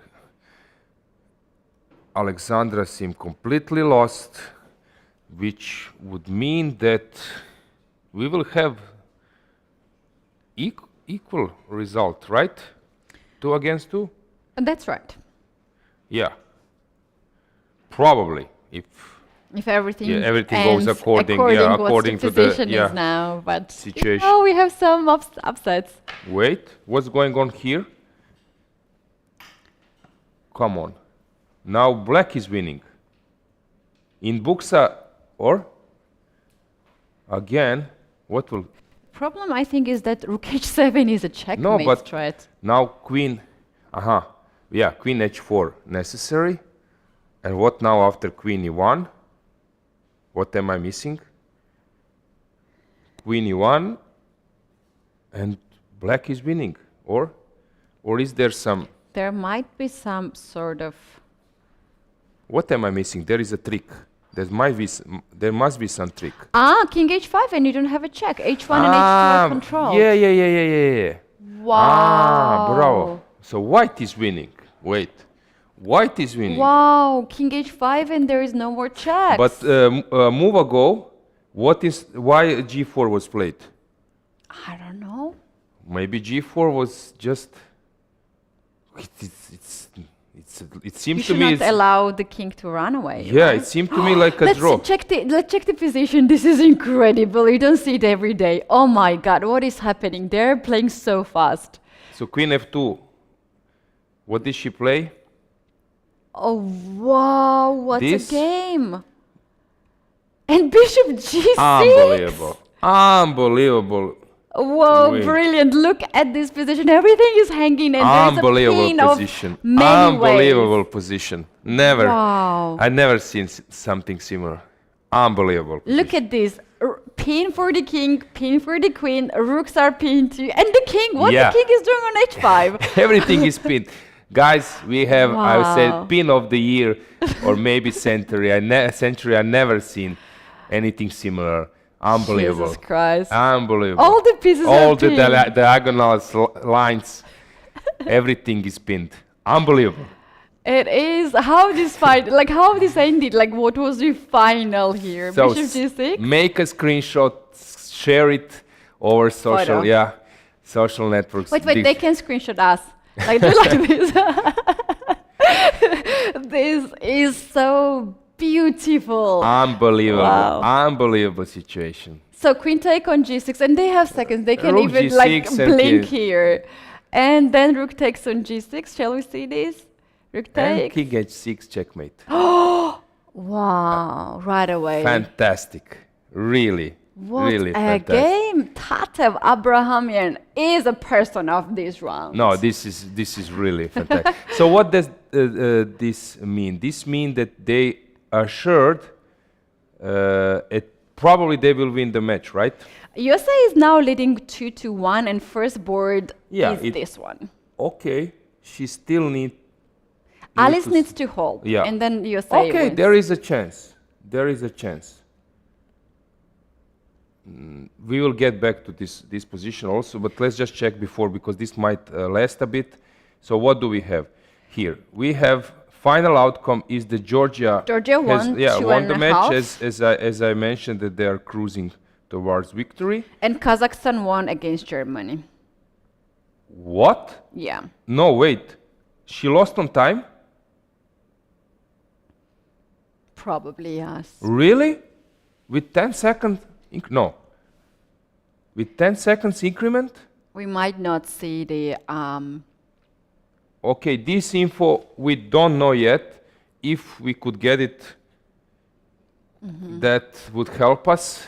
Let's focus right now on the game of Ushanina and Alice Lee, or one of the games from France. Because here, it's of your course, call. we can conclude that it's probably on time, but we would like to have a final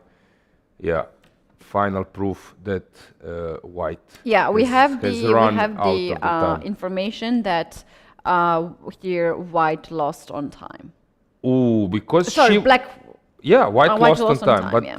here, it's dead draw, basically, and probably white is even better in this moment. I don't know why she didn't play f4 here.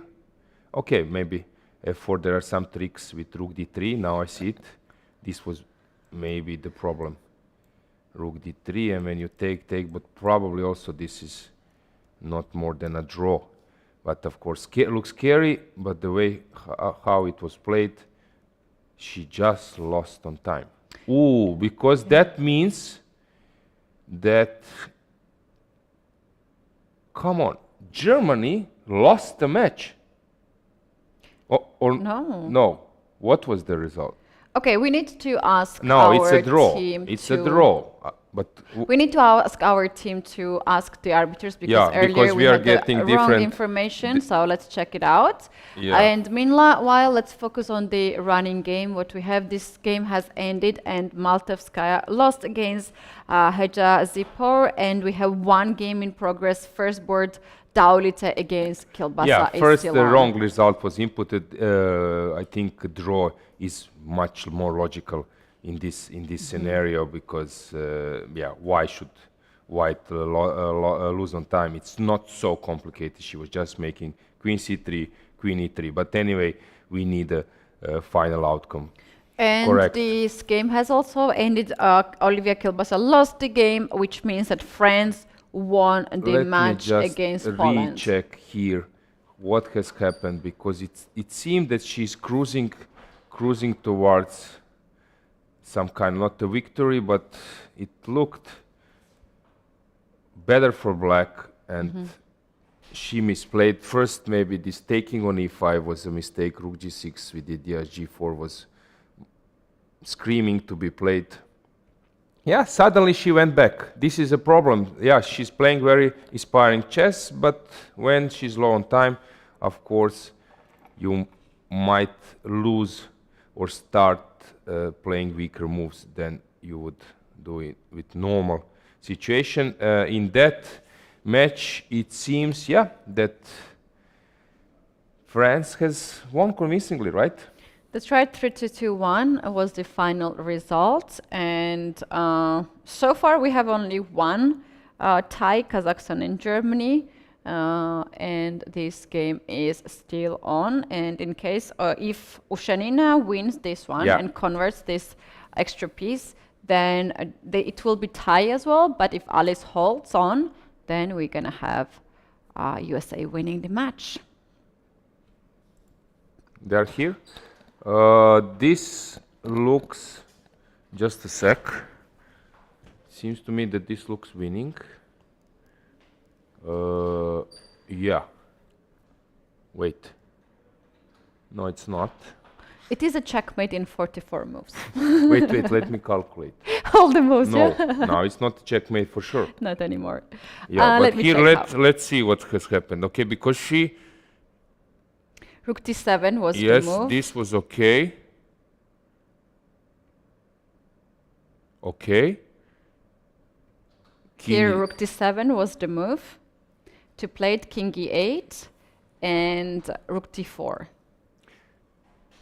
Ah, and rook d4. So rook f. Rook f1. Rook f1. Rook d2. 4. Rook f4. Rook e2. And after king goes on f8, then rook to c2, and you can't avoid the checkmate. Rook d2, you need to wait. Why not with h4? I think it's the same here. Rook e2 first. This is a new way for me of winning this position, And rook because I know c2. how to win in a regular position. But this one from the side, And after rook e1? yeah, it's just rook e1.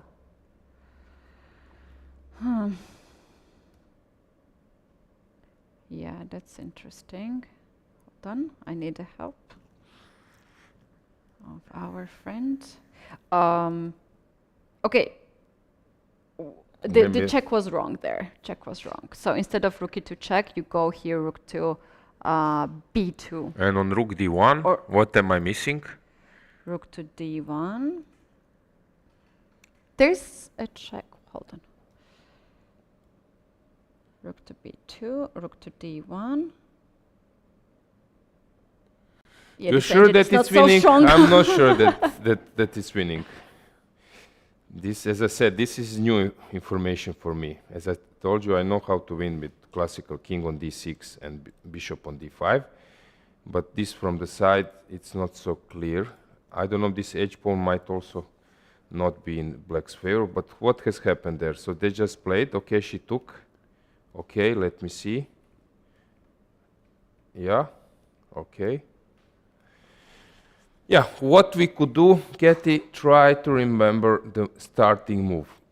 So we are starting from 73rd move. You can write it down, please. Thank you.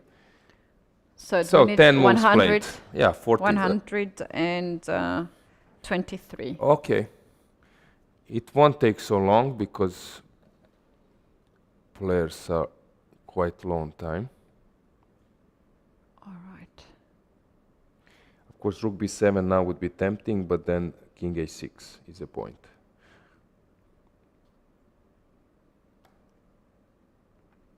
And it has to move the bishop. As Yeah, and then attacking the bishop. But this should be played. Maybe. Oh, draw. What? She blundered that? Why she didn't play? Now it's a draw. Okay. Yeah, a lot of nerves. A lot of nerves. So this game has ended in a draw, which means that Team USA has won the match. Let's now bring the pairings if we have ready on the screen and check it out. What really happened? Kazakhstan, Germany shared the match. That is a very, very nice start for Team Germany indeed. France won convincingly against Poland. We do have Team USA winning against Ukraine, and we do have Georgia winning 2.5 to 1.5 to China. You guys, today we have another match and they will switch the colors. Yes, exactly. And then the fight will be still on. Nothing is decided yet, even though that some of the teams have won this match. They still need to win or draw the next match to qualify. And in case if we have tie 1-1, we do have the tie breaks in blitz portion. Yeah, as I said, the lineup of teams who just lost the match, they're strong enough to bounce back. So I do expect really interesting matches. And as you mentioned, we won't be surprised if tiebreak will arise.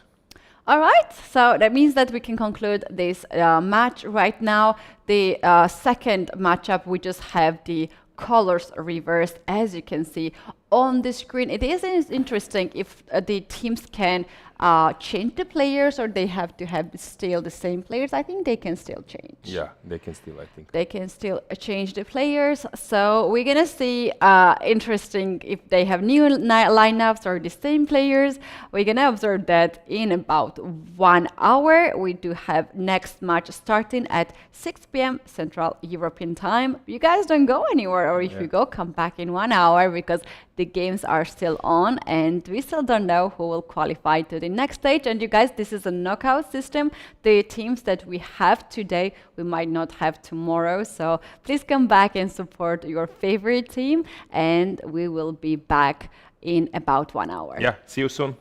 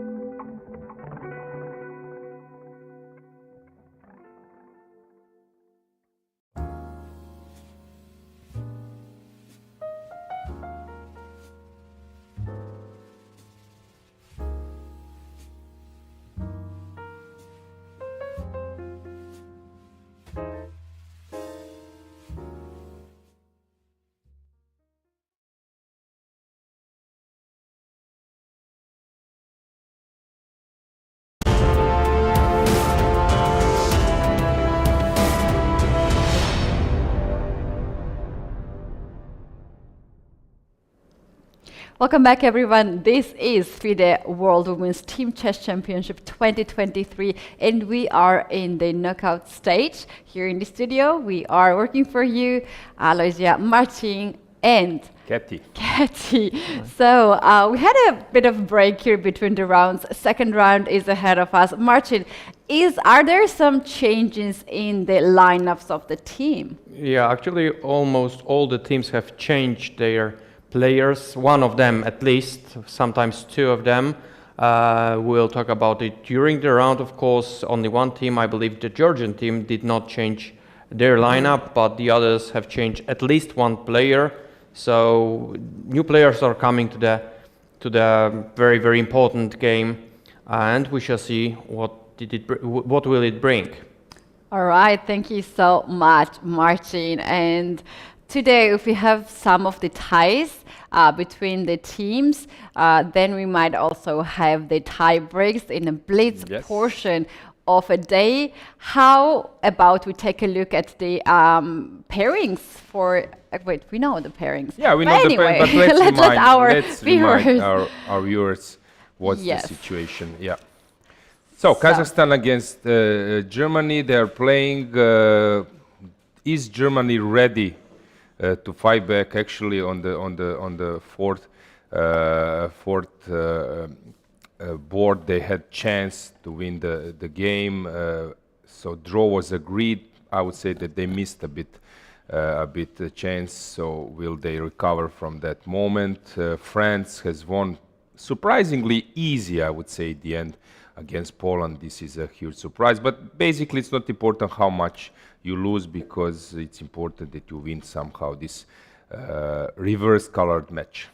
That's right. Then we have Georgia winning the first round against China. They need to make a draw to qualify to the next knockout stage, as well as USA, who is facing Ukraine, although we can say that this not gonna be the easiest day for them, as all the team here comes to fight until the last second. So this is the results of the previous round, and now let's take a look at the playing venue, as all the players are in the playing venue and 1 minute to go before the start of the round.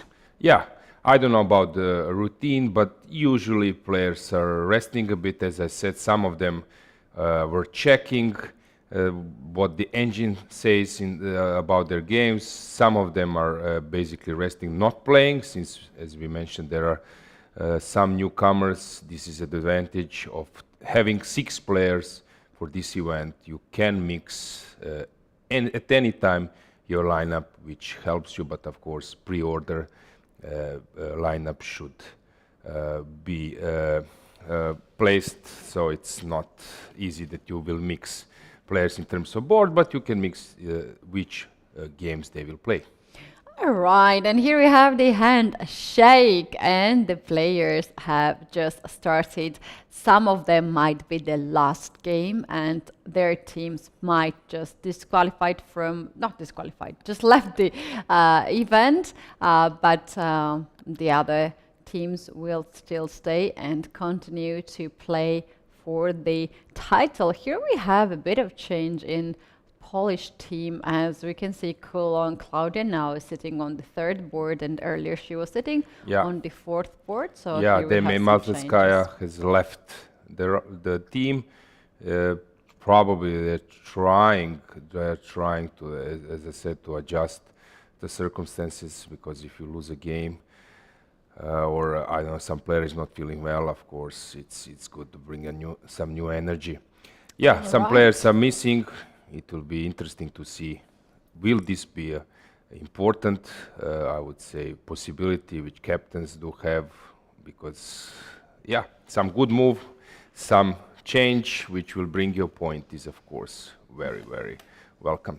That's right. And we have here, Martin said that Georgia has the same lineup as the previous round. So that's actually true. You can see all the players who played earlier, but now color reverse, they're facing team China, and draw is also as good as winning. Maybe you can take a look at the chess portion, and let's pull up the chess board on the screen. Yeah, let's start with US against Ukraine. Previous round, some players were not playing, like Gaponenko, right? And also Zatonsky. Anna, I think she was missing in the previous round. Let's see the first board. So we have Lee against Ushenina. This is a Queen's Gambit with Bishop f4, actually one of my favorite pet lines. So it's always possible to play, of course, Bishop g5 as well, or g3 Catalan, but Bishop f4 is something we have seen in many important games, many World Championship matches, e3, and then came this b6. This is, I think, the point where black can choose either to play super solid knight to d7. Also, it's possible to play a6, c5, and some other stuff as well. Here, b6 has happened. Reaction is either cd5 or wait a bit, and then came this bishop a6. Some kind of sideline, but of course, still heavily analyzed and played. On the second board, yeah, we had this moment, we screenshotted, right? Right, Keti, in Natalia's game, with unbelievable finish, multi-pin position, and let's see, will she get over it? Now we have this classical French style, French position, which, yeah, still it's in the opening phase. On the third board, yeah, g6, and this is some kind of small surprise for Abrahamian Tetev, since she's thinking, considering, will she react with d4, c3, c4, so many options. And the last board is also this classical Catalan English mix, still opening phase. Not much is going on here, maybe only on the first board we already have some events. Yeah, let's check the next match. Okay, here the things are much more interesting, since on the first board white was playing against this Steinitz, Rui Lopez, and then came this variation with queen h5 sideline. Usually they play c3, rook e1, but of course queen h5 also is possible to play. On the second board, another Catalan English mix, queen b3 played, and I like the reaction, which is known knight a6 of black. Third board, it's more developed. Again, this Rogozin type of initiative, where white is having maybe better development, but black is super solid. Structure is symmetrical, two bishops, one inactive, but long term black is doing fine in this type of position, still in the opening phase.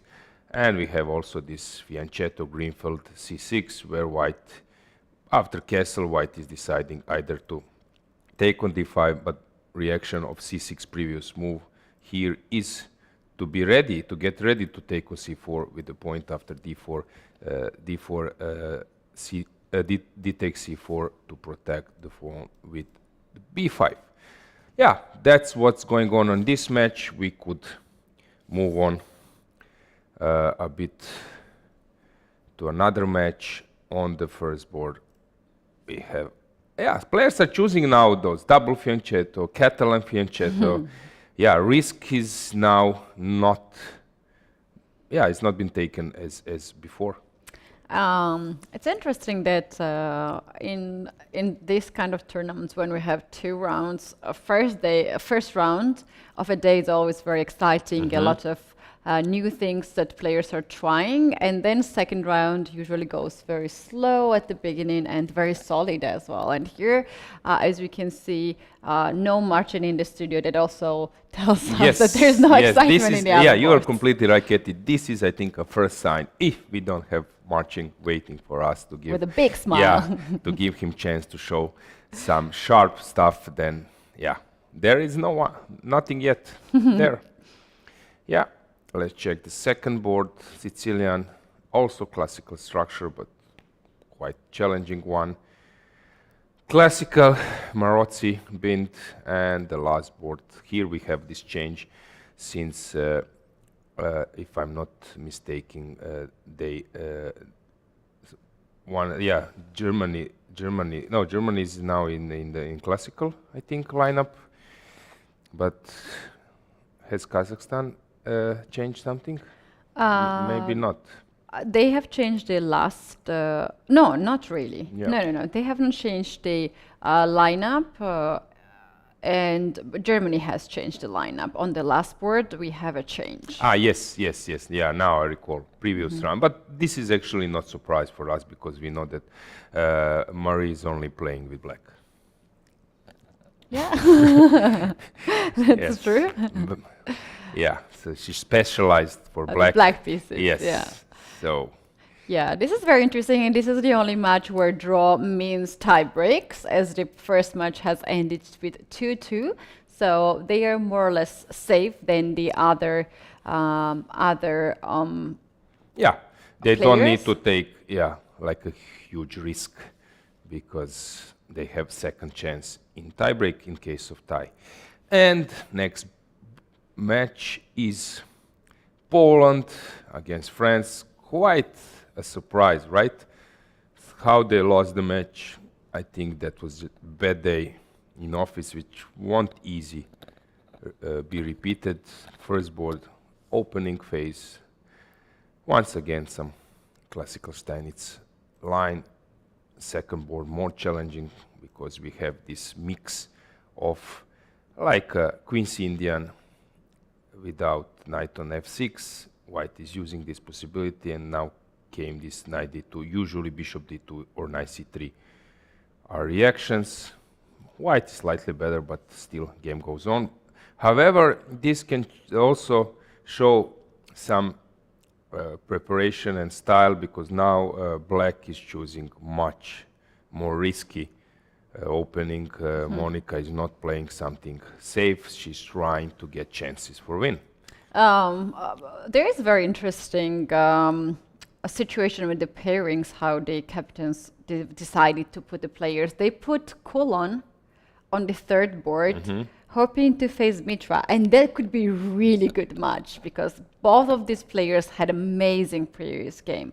But France also decided to swap a little bit, and they put Mitra on the fourth board and brought Sophie Mille in on the third board, who had a day off at the first round. And then Poland brought another player in the battle, and this is Julia Antolak. So little bit of these games too. Yeah, that's always welcome. We want to see the signature from captains, right? Yeah, so openings looks a little bit more solid than usual, as we mentioned, Keti. Somehow players are now, trying to keep the tension, probably because of the team. Yeah, but still a lot of things in progress. I don't know which one to focus on. Do you have any preference? For the start, not so much. To be honest, it is still just the start of a day, but we have to keep one game, right, and follow that game. Yeah, one match. Oh, I will choose. Let's stick to one match. I will choose one, and you'll be very happy with it. Okay. Ukraine Waiting. versus USA. We can go right away to the board 2. Okay, I'm there already, so I just need to switch Yeah, to the look next at one. this. Okay, this was actually becoming famous after, as you know, as Grandmaster Agdestein, who was Magnus Carlsen, like a first serious coach, started to get back to his, let's say, chess career, because he was, if I'm not mistaken, former world junior or close to top 3 world junior in chess, and then later he became a well-known football player playing for national team, representing in chess and football, which is a story, for the commentary movie. He was playing in one, I think it was Stavanger, in the round robin with all those heavy names, with Magnus, Nepo, Caruana, and all those top players, Vichy. And he was there and I think his coach, or not coach, sorry, second was Hammer, John Ludwig, who was helping to him. And basically in all his black games, I think it was like 5, he was playing this line. Oh, okay. And I think he made something like 3 draws. Maybe he lost only 1 game, maybe. And basically he was, keeping it safe somehow, because people were not happy with by playing this line, because somehow it looks scary. Rook comes, bishop is pinning you, your king is exposed. But he has proved that with some queen h4 check stuff and so on, he has been proving that this is holdable. I And like that strategy. When you're in an underdog in the tournament, you can choose something like this, where the opponent usually repeats the moves.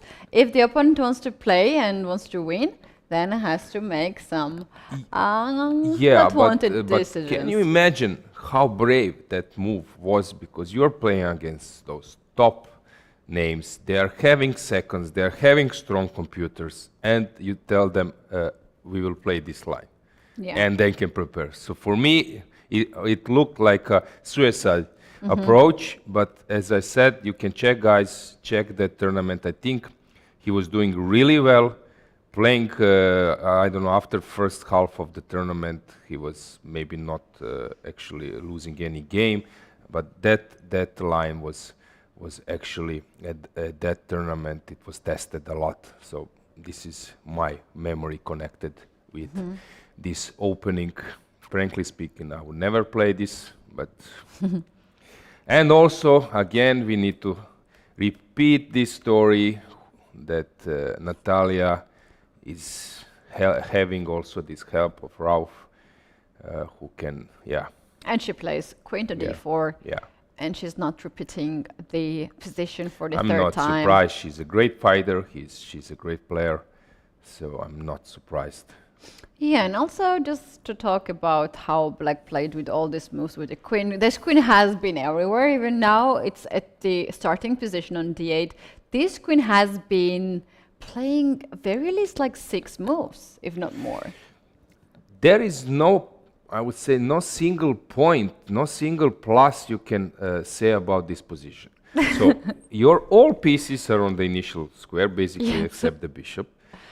Your opponent is already penetrated with the rook. Bishop is spinning. Queen is centralized. Knight is ready to be after f5 or to join the game or to sacrifice on d5. Yes. Your opponent can castle in 1 move. Bring another rook. Your opponent can also make this dark square strategy by exchanging light squares, dark square bishops, or opposite colored bishop with initiative. No single point in Black's favor why this position can be playable. And suddenly you cannot prove advantage with white. This is unbelievable. Chess is really beautiful and unbelievable sometimes. Yeah, that's a very good point. All white pieces are so nicely placed. But it can be equal with the most correct way to play. But I would predict here a result, decisive result in this game. It's really hard to say. Recently, I think in the Global Chess League, where you were doing commentary as well, I remember one game. I think it was Dominguez was playing white, and he was playing against Indian player, maybe Ergaisi or someone, I don't know. And that line was played, and so many precise moves was played by Black, and it was perpetual in the end. Yeah. So if you are playing correctly, the outcome most likely is a draw. But as I said, it's really hard to play this. You need to have like super memory. You need to have like confident that you will recover in this if something goes wrong, because here maybe this margin of making mistake is so tiny that one mistake will take you to a loss. Yeah, so sometimes here they play even bishop a3 or some other moves. But as I said, if she's well prepared and knows how to handle this one, this can steer to a draw, Keti, sometimes without some big adventures. Wow, what an interesting game. For me, it is still very much mysterious what is happening in this position. I just got my eyes on the engine and checked, like, what's the next move for black? And I was like, this bishop e7 is so logical move to castle, but the engine says go for bishop a3, and I don't know what the bishop does here. So when I make bishop e7 move, the engine says I will play the f5, and I'm threatening f6 and castle, and this is such a good position.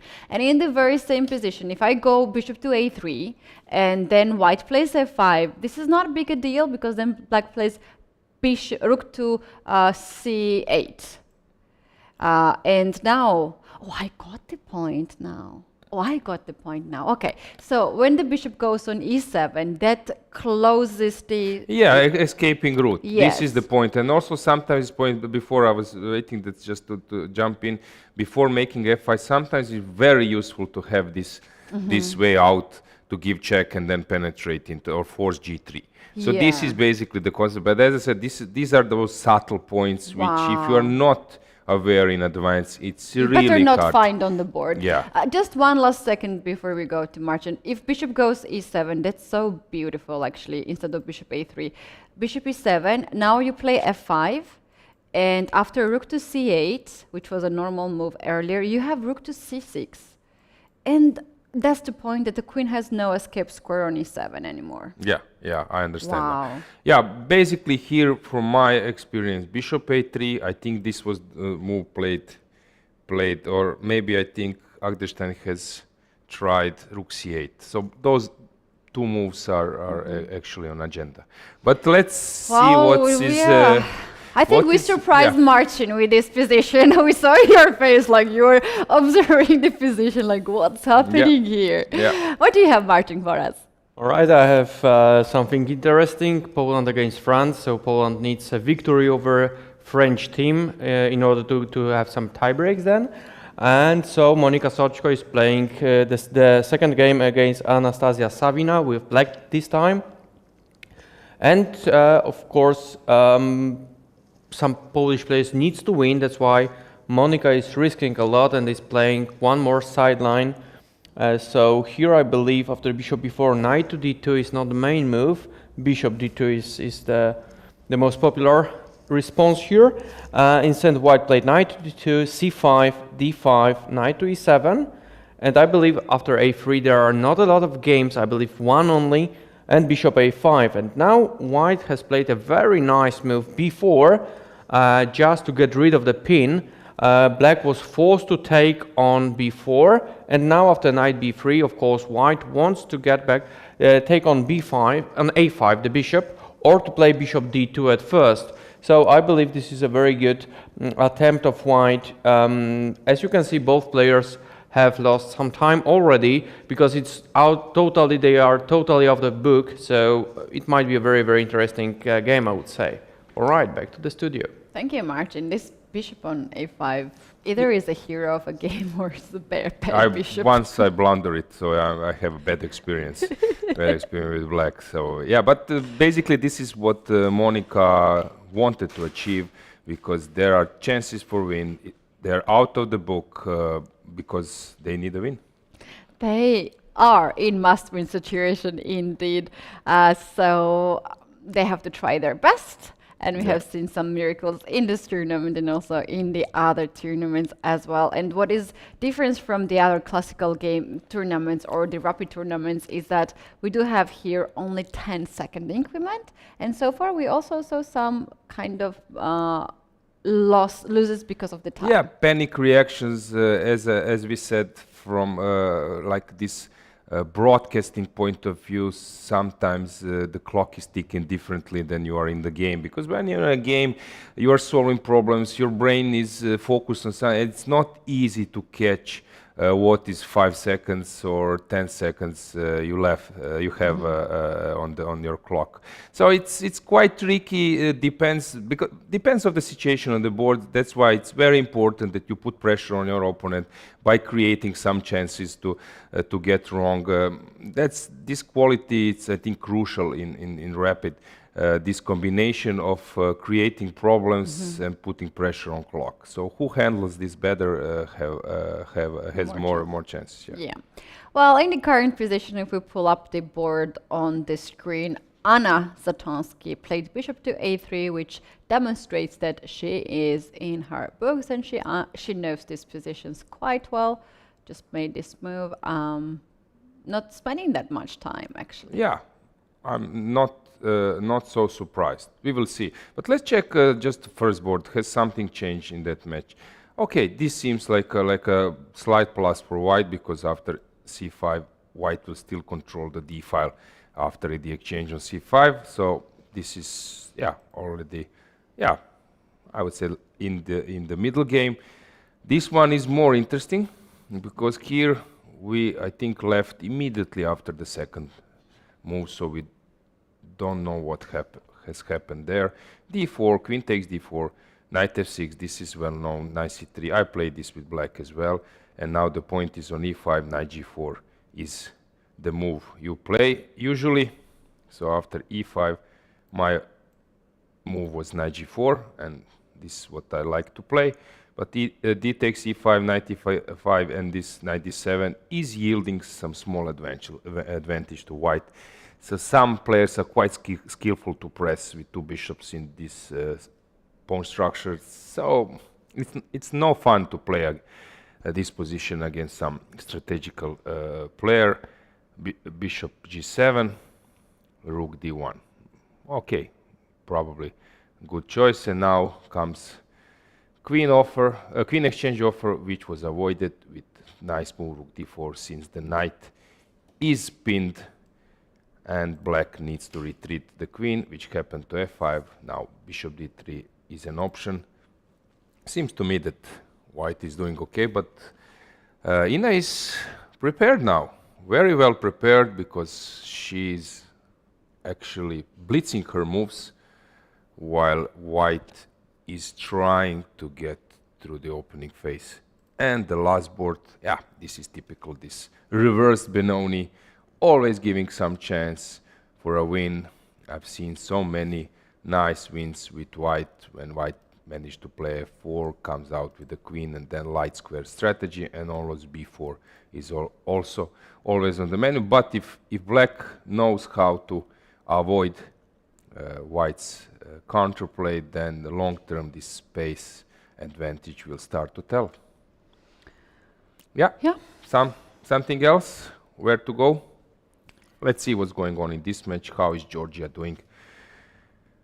Again, somehow, if you can recall that Bela Kotanishvili, she's struggling a bit with black pieces, although here maybe it's safe enough, but I'm quite worried about black position if white takes on d3. So basically I think that white is putting pressure in this position, which takes us to second board. Long-term complicated battle ahead of us. Now came a4, but I don't think this is a game changer. This one, if you can recall what I said, king will come to e7. It seems better for white, but long term you might lose your winning chances quickly. Slightly plus for white, but this drawing tendency is quite high. This is known theory. I played it few times. Usually a4 is not included, but before white was usually slightly better in this structure, but these days people are well prepared, and there are some ways how to hold. So I don't think this is much. This is sort of positions when you ask yourself, like, where did pawn from h7 disappeared?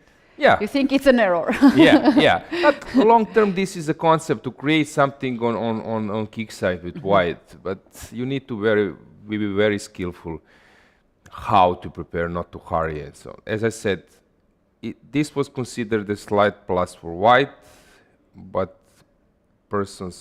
people who know how to deal with this initiative can gain a normal position, get a normal position quite quickly, which takes us to the match we were not following so closely.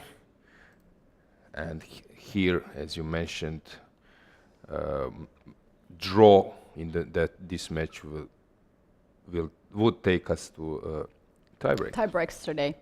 Yeah, the first game between these two players ended with a draw in like 24-25 moves, but here we have the regulation that the players cannot agree on a draw before 30 moves, and to make the draw, there is the only way to repeat the position 3 times, the same position for three times that actually they used. Do you think they will repeat at this time as well and make a draw? A really tough question. I don't know. Yeah, usually what has happened here in this tournament that players are avoiding. Have you noticed this? That players are avoiding draw by repetition. This fighting spirit is quite hard, and it should be praised. Yeah, because this is what we like to see. We like to see this fighting spirit. So, yeah, that's hard to say. Here, what has happened here? Very interesting position. I don't think that white can be better when the pawn is on f4. Usually, if the pawn is on f2 or on f3, then this isolated pawn is a weakness, while when f4 and d5 happens, then this weakness guarantees black like a normal game. I think that black is doing very well here. Will Dinara again be a hero of Germany? I would not be surprised if she wins this game and improves the position even more. Never big fan of these moves of f4, because in many positions, especially in the end games, it can be a weakness for the back rank. It can be the problem of the kings being so far, and the pawn itself might be a problem. Right now, the bishop is hanging on e3, and the white has to make decision where to bring the bishop. Probably g1 will be the place, and it's been played. However, black has nothing to worry about, because to restrict the knight, sometimes g3, and to protect f4, g3 will be needed, but then this king will be very exposed. And next board, something went wrong. Something went wrong. How black forced white to separate with her knight, with her bishop. Yeah, and knight g4 because now d5 is maybe on the menu. And this besides that, point. you are getting dark square bishop, and after queen e2, knight d3, queen e3, and bishop f6, this bishop can be on this diagonal forever. Yeah, as I noticed, I've noticed before, sometimes new generation, especially young players, are really good in open positions. They know theory, but if you put some classical position, when some maneuvering, pre-maneuvering preparation is needed, then they are not feeling so confident. And I've seen so many times how some unsound positional moves have been played. So this is maybe a good strategy with black, that you opt for some like a super solid old school style opening, and then you're hoping that your opponent wouldn't be so skillful or wouldn't be so happy by playing this traditional one where there is no concrete reaction. And just to check the last game, it looks similar like first. No, which one? There was similar game. It looks normal for black, normal for white. Yeah, not much is happening, but maybe somewhere else something is happening. I believe so, because we have Martin in the studio with some interesting updates. I have some bad news. No fireworks at all at this stage, but let's take a look how black did quite well with the Trompowsky attack. After d4, d5, we have seen in the last round that Claudia Coulon won that game very convincingly. Here against Sophie Millier, she played once more with white, bishop g5, and here the French player has found different way of handling that position. Probably that was prepared, and now queen b6 attacking the pawn on b2.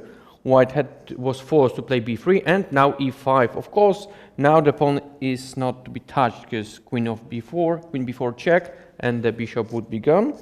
That's why white played c3, but there were no problems at all after the opening for black. So let's take a look. How did it go further? And very nice move now. Knight h4, queen g3, forcing white to exchange the bishops, and no problems at all from black side. Of course, very aggressive approach of Claudia, which is not a surprise for us, of course.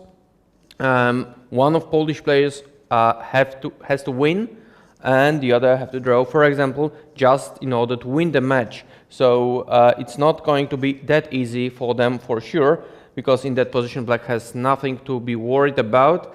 So that is quite a nice way of handling the Trompowski attack, I believe. All right, back to the studio. Keti, Interesting. yeah, if I might jump in, how is it aesthetic, from aesthetic point of view, when you play d4, d5, now we will get, I guess we will get the board.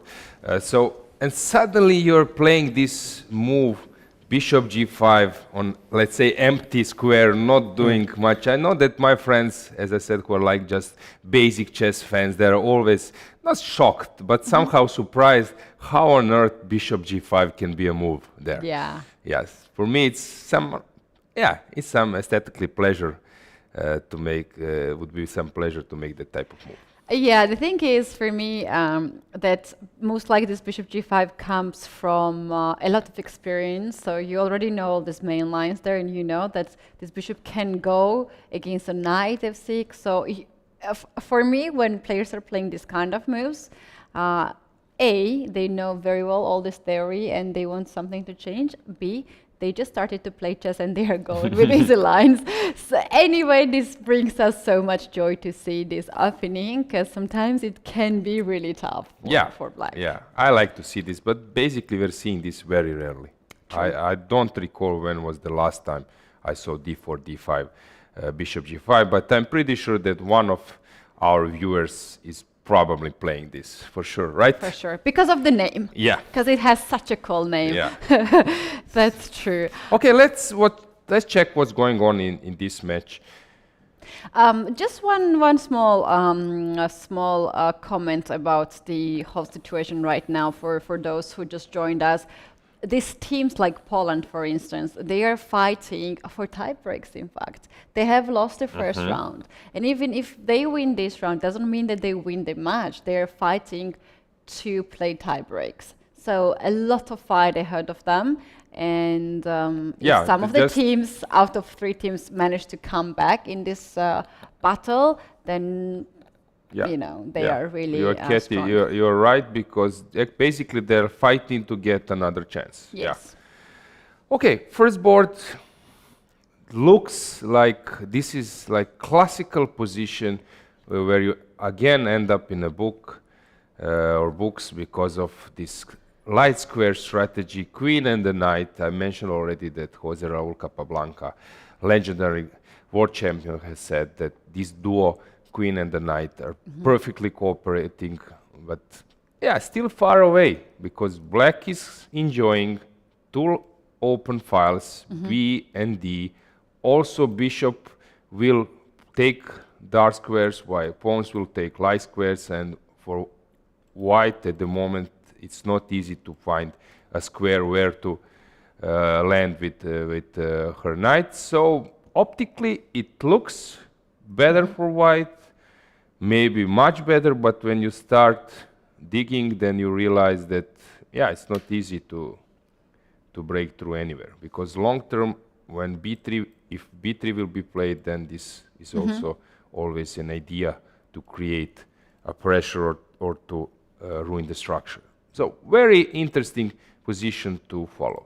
Second board, we have this mess. It looks like a Fischer random. Yeah. Sure, it doesn't look like chess, standard chess position. Bishop d2 has been played right now, and the threat is to capture the pawn on b4 and to drop this bishop there. Black just went with knight to a6 to guard the pawn on b4, and she denied to take the pawn on a3 and to ruin the pawn structure. It could be 3 pawns on the a file, but all of them quite weak. So knight to a6 right now has been played, and white very quickly responded with bishop to e2. To my eyes, white knows that has everything under control on the queen side, and she's just doing rest of the things on the king side. Yeah, but if we take a closer look, what basically has black achieved? She got out with her bishop.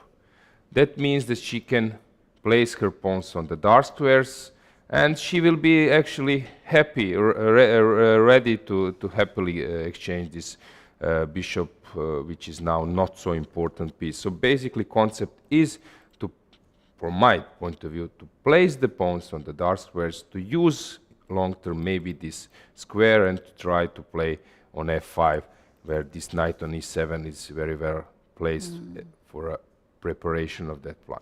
So I don't know, to me it seems that e5 should be the move. You know what really bothers me here in this position for black? After white castles on the king side, then white might start to annoy black's pieces on the queen side in terms of maybe something like queen b1 or even a takes b4. So my point is that if we have this structure where black captures the pawn on a3 and brings the knight on c5, we'll still have this weak pawn on a5. Yeah, basically white will, you are completely right, Keti, white will put pressure over the a file, and it's not sure will this knight on c5 be safe enough, guarded enough. But on the other hand, we will have this f5 coming quickly, and then white will have not a tough, but she will have some, not an easy decision to react either by taking or allowing black to take on e4, which means that she doesn't have so much time. Oh, that's a very good resource. To play e5 to stabilize the center and then to push f5 right away. So this is coming in 2 moves, which means black is also quite fast. So Monica is of course considering that scenario, but seems to me that this is the right way to take. On the next board, this was mentioned by Marcin. It looks to me that black should be doing black good. has very good position, and white actually pushed too much, I believe, with the pawns on the king side. And now, where the king goes, you're kind of stuck here. You cannot move the king right now, castle any side, because knight on d2 is hanging. And if you capture the knight first, then black has a lot of options there to take with the rook and then double the rook on the e file and attack on g4. There's also knight f4 kind of threats happening, and there's also pawn takes on e4, and who wants to play with this pawn in the center? Hang on, I just spotted something. Is here an idea after h5? Tell me I'm wrong. Is this an idea? I don't know, I like it already. Yes. What is this? So first impression, so the point is, if you take with the queen, I take knight on c3, and you're dropping the knight. So this is good for black. If you take on e4, I take with the rook, and I'm on time to protect my knight. And attacking the knight. Yeah, so that means that you should take with the knight and allowing me this carry, this cover check. Knight g5. Yeah, I have 5, knight d2 very least. Yeah, knight g5 is just probably, meaning, sorry, I blundered this.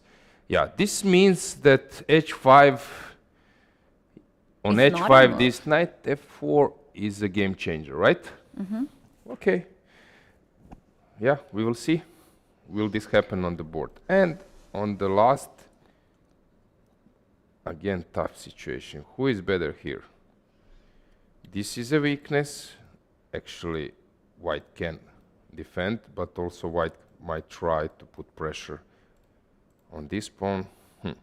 Which pieces you would take? I would. Yeah, I would say black at the beginning, but now when I saw this knight f4, knight d5 Yeah. idea, actually Yeah. b4 is also a weakness. Yeah, somehow these islands, as there is this joke that it's good to have more islands if you are Minister of Tourism of Greece, but if you're a good chess player, it's better not to have so many islands. like so that. yeah, so white is actually her structure is much more healthy. Yeah. Interesting. Now knight is going towards d5 square. Should black stop that happening and play e6? I know I weakened my d6 pawn, but for the moment you cannot freely take it as a2 pawn is hanging. And in case of rook to f2, then you can bring another rook on a file and somehow hold the position. Okay. Yeah, you are right. Maybe black has more weaknesses in this Yes, position. you said e6, right? Yes. e6, I might start with rook f2 this way. Okay, now you can protect also d6, so maybe this is not a good move. Yeah, e6 is very good move. Rook d6, rook takes f2, let's say rook f2 or king h3, maybe even king h3, you take on b3. Now I can take something on e6, or I can move on and try to take this one, but then your knight on c5 will be very strong. Although it looks drawish, yeah. Rook f6, rook h6. Ah, Checkmate. oh, bravo. Bravo, Keti, I like it. Still maybe, yeah, but g4 now it's, okay, so I underestimate this. I have only one move to survive, but of course this is not the move you want to make. Now some fun is starting. Yeah, so maybe king h3 is unnecessary. I start with this, you exchange. Yeah, this is much better move. But now some nice e5 again. Ooh, and maybe after rook b4, there's e5. e5, but here I can start with knight e6. And yeah, some draw is on the menu again. We'll see. So let's stick to some match. Which match you want to follow closer? Because not so much is happening. Yeah, I would suggest to stay here, but to switch the board on the third, because here we have like moves already, and knight f4 is a serious threat. Maybe it's time to play move king the king d2. away. Yeah, king d2, I guess, or King f1 maybe. King f1, maybe even better. You're right, but then I can pin you over the diagonal. Queen a6, which probably is not something you should allow. So king d2 or long castle might be an option. Queen a6, double attack. Not 007, but double attack. D2? Yeah. Rook d2, controlling everything. Double defense. Double defense, you're right. Can I do it in a different way? I can start. Okay, but I'm controlling the file. Yeah. No, this is Probably very good best is to position. try queen a6 to force you to abandon the first rank, and then I play this. And you should watch out for penetration to e1. Yeah. No, it's very bad. Yeah. Okay, still might be holdable in some way, but it looks scary. And here, king d2, maybe is the best way, but it's obvious that black is pushing. Yeah, that's right. She has king f1 has been played by Claudia in this position, and how about queen a6? It's the move that it's just asking to be played. King f1 has been played. Yes. Yeah, rook to e8. You move the knight to g3, and it's my turn. Now, wait, but I'm getting a pawn. Rook f2, queen d1. Looks very suspicious. Rook f4, let's say. You need to play queen d1, I guess. And some queen a6 will follow. Or maybe I have something even better. Maybe even Maybe 95. Do I see some tactics? can we do? Some tactics alert, but maybe it's not. Oh, Maybe it's not enough. oh, Probably that's it nice. is. But I think this was played, right? Queen Rook F4 has been played, and Queen D1. Okay, 95, not yet. looks so nice. If you Yes. take it this knight on Yeah, E5, then there's a checkmate. checkmate.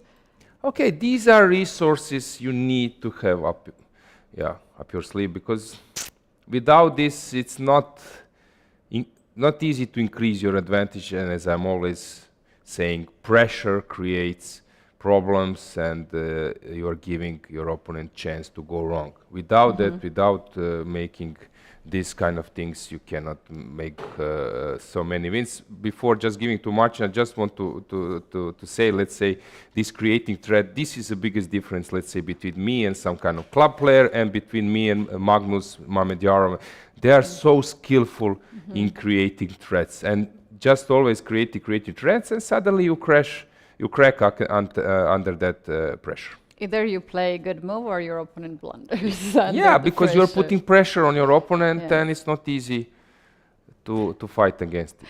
I see big smile on Martin's face, and he has this very position on the board. I believe you have something very nice. Yeah, be careful with the threats because of the 95 there is Queen E2 coming. So Oh, that's the point. really? But yeah, you Counter cannot do, threat. there is a pin on the rook, right? But C5 is the best actually to open the position when you all your pieces are prepared for the attack. Just open the position, right? And be careful with that. 95 looked very, very nice. I have checked it, of course. It's not my idea. But it looks very, very nice. I Right? think I've seen this somewhere this night. But it looks very nice, but sometimes it's so tempting. But be careful of your opponent's resources. Yeah. All right. So as you could see, I would just blunder easily All right. and resign a game. But okay, there is some check and recheck, right? There is enough time to be careful. But C5 is correct. Right? C5, as C5. mentioned by Marcin, yeah, also has some idea of Is it easy move? Is it? including the queen. It's a candidate move. It's a candidate move for sure. Sophie's taking her time. Yeah, she has enough time on clock. And Yeah. what do you think? Again, we have our Bad our, situation. yeah, our typical game. Yeah, I would. I like also Queen A5 move here to go after C3 pawn and A2 pawn. And okay, she's going to play what she is playing. yeah. Let's Give us a go. move. C5 will be played. C5. You guys Hand say is C5. going. Queen A5. I'm really lousy. Yeah, lousy gambler. Oh man, I could bet against both of you. Yeah, no point. We don't have a chance. At least me. Queen A5. Something is happening on the last board. Can we zoom, please, Okay, on the okay, camera? and I will check just to check the board. What is happening? Is there draw for or something? This is move 27. If It's there's a not draw for, possible they to- cannot. Maybe the stop. clock was not adding some time, or did they notice something connected with clock? I would just predict that Mitra made a move and offer draw, and But we said it's not possible, right? yeah, it's according to the regulation. But Maybe sometimes you just forget it, forgetting yeah. the rules. Yeah. Yeah, I don't get it. What can go wrong there? Okay, maybe opponent didn't press clock or something. I don't know. She You can leave do it. that. She can You do leave that. this. Yeah. I don't know. CSI is needed. We will see. And she is. So she played Queen F7. Yes. Guarding is. Okay, now still I don't think that white is risking anything. G4 played. A good move. I would still prefer white. White has only one weakness on Yes. A2. Yes. And it's well guarded so far. Yeah, while black and she needs to think in future Oh, how about about all this those king pawns. walks all the way to the queen side? Does it make any sense? White's king. Which one here? King all the way to b1 to guard Aha, the... okay, you have And this. I can be checkmated very nicely. Yeah, okay. on the Anyway, it first can rook. be a deal, especially if white manages to exchange one pair of rooks, then this can be like of huge importance. I don't know. I would prefer white. Let me just check. Has something happened in other games? First board still stuck a bit here. Okay, she played e5, but after castle, instead of pushing f5, okay, I understand what might be a problem. Maybe bishop needs to stay on c8 to protect a6, but yeah, I'm not sure why she didn't opt for f5. Knight g6 will play rook e1, and now came knight h4, trying to activate the queen by exchanging the knights. Hard to say. Yeah, but There's this funny blunder. If you play bishop g5 here, hoping to win Yeah, the piece, yeah. you're gonna drop because to of knight f. yeah, we can show this to our dear viewers. This is a check, and then bishop is falling, but similar tactics might be expected from Marcin. Yes. Do you have something similar or completely Not different? similar, but still white can gain an advantage thanks to the tactics.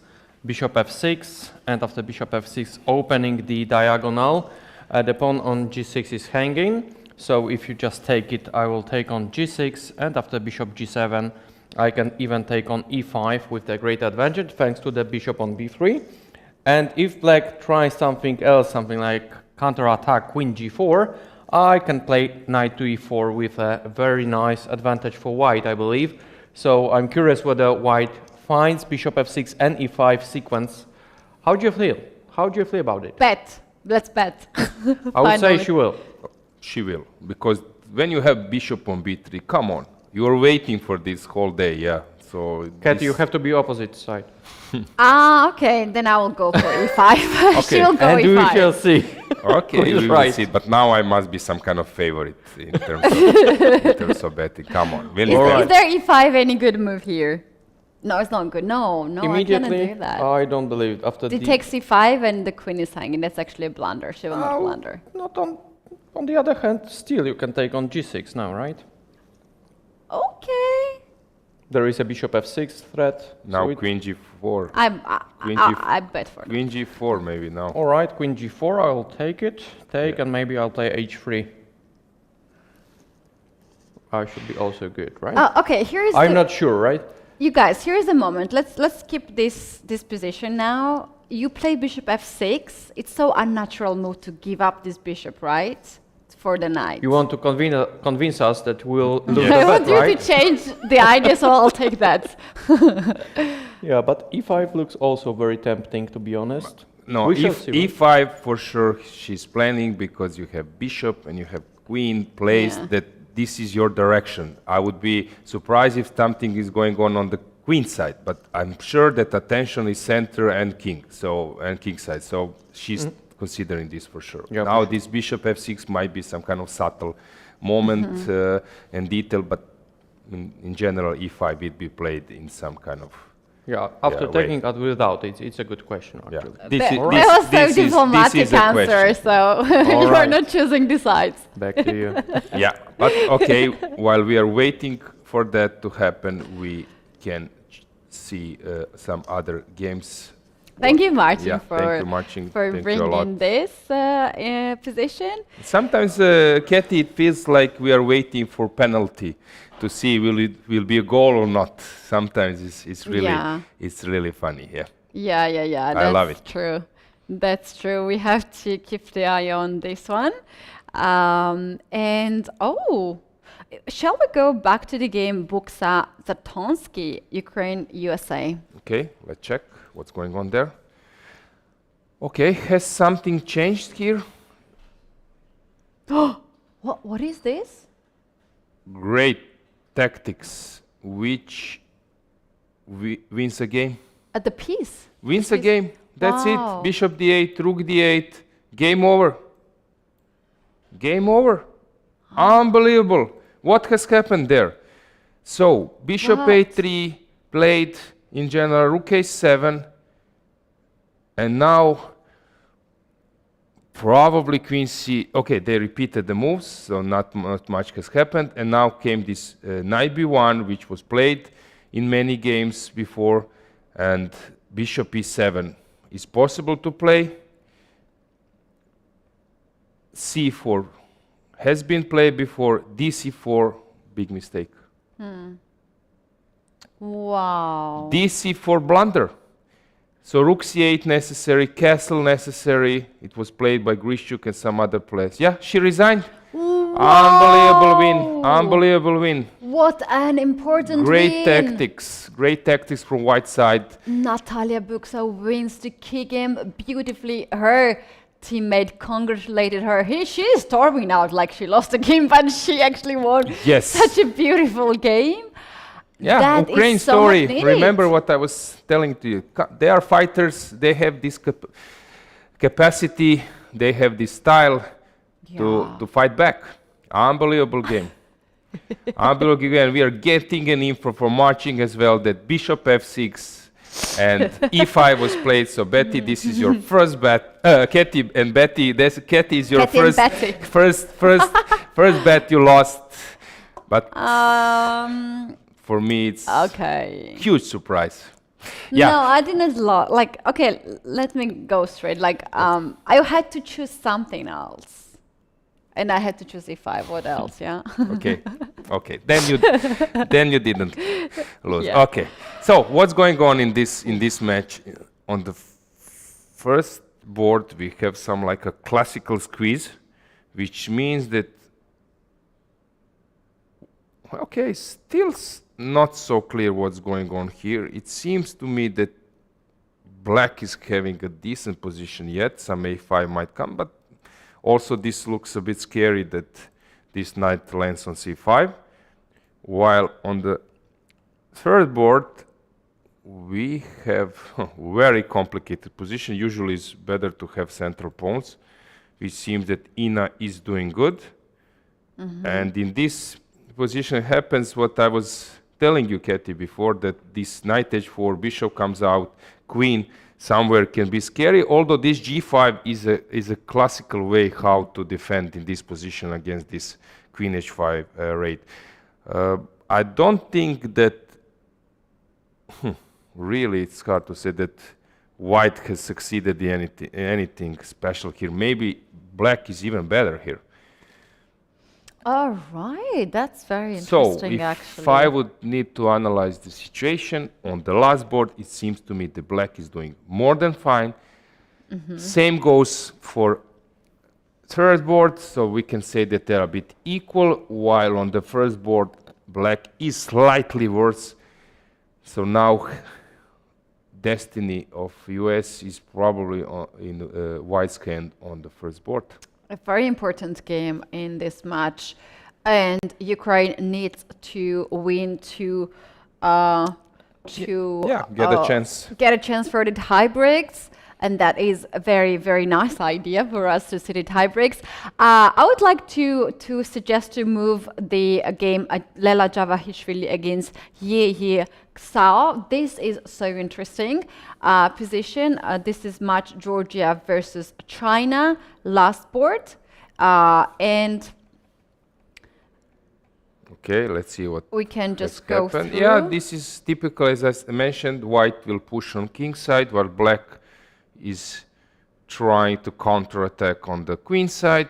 It F5? seems to me that black should be fine here, but one precise move, one initiative move can change completely the assessment. Can we just go a little bit back here? At this point, this position seems to be very good for black, but Engine still has this power to find the only moves here, and I suggest queen to c2 to stop somehow this pawn push. c3 is not possible as the knight And the is move hanging. away from the pin, right? And the move X-ray. away. But here, Lela plays d6 move, wants to have this pawn as pushed as possible because she can feel that this is not a good position for her. And now Black plays knight to d4 using this pin.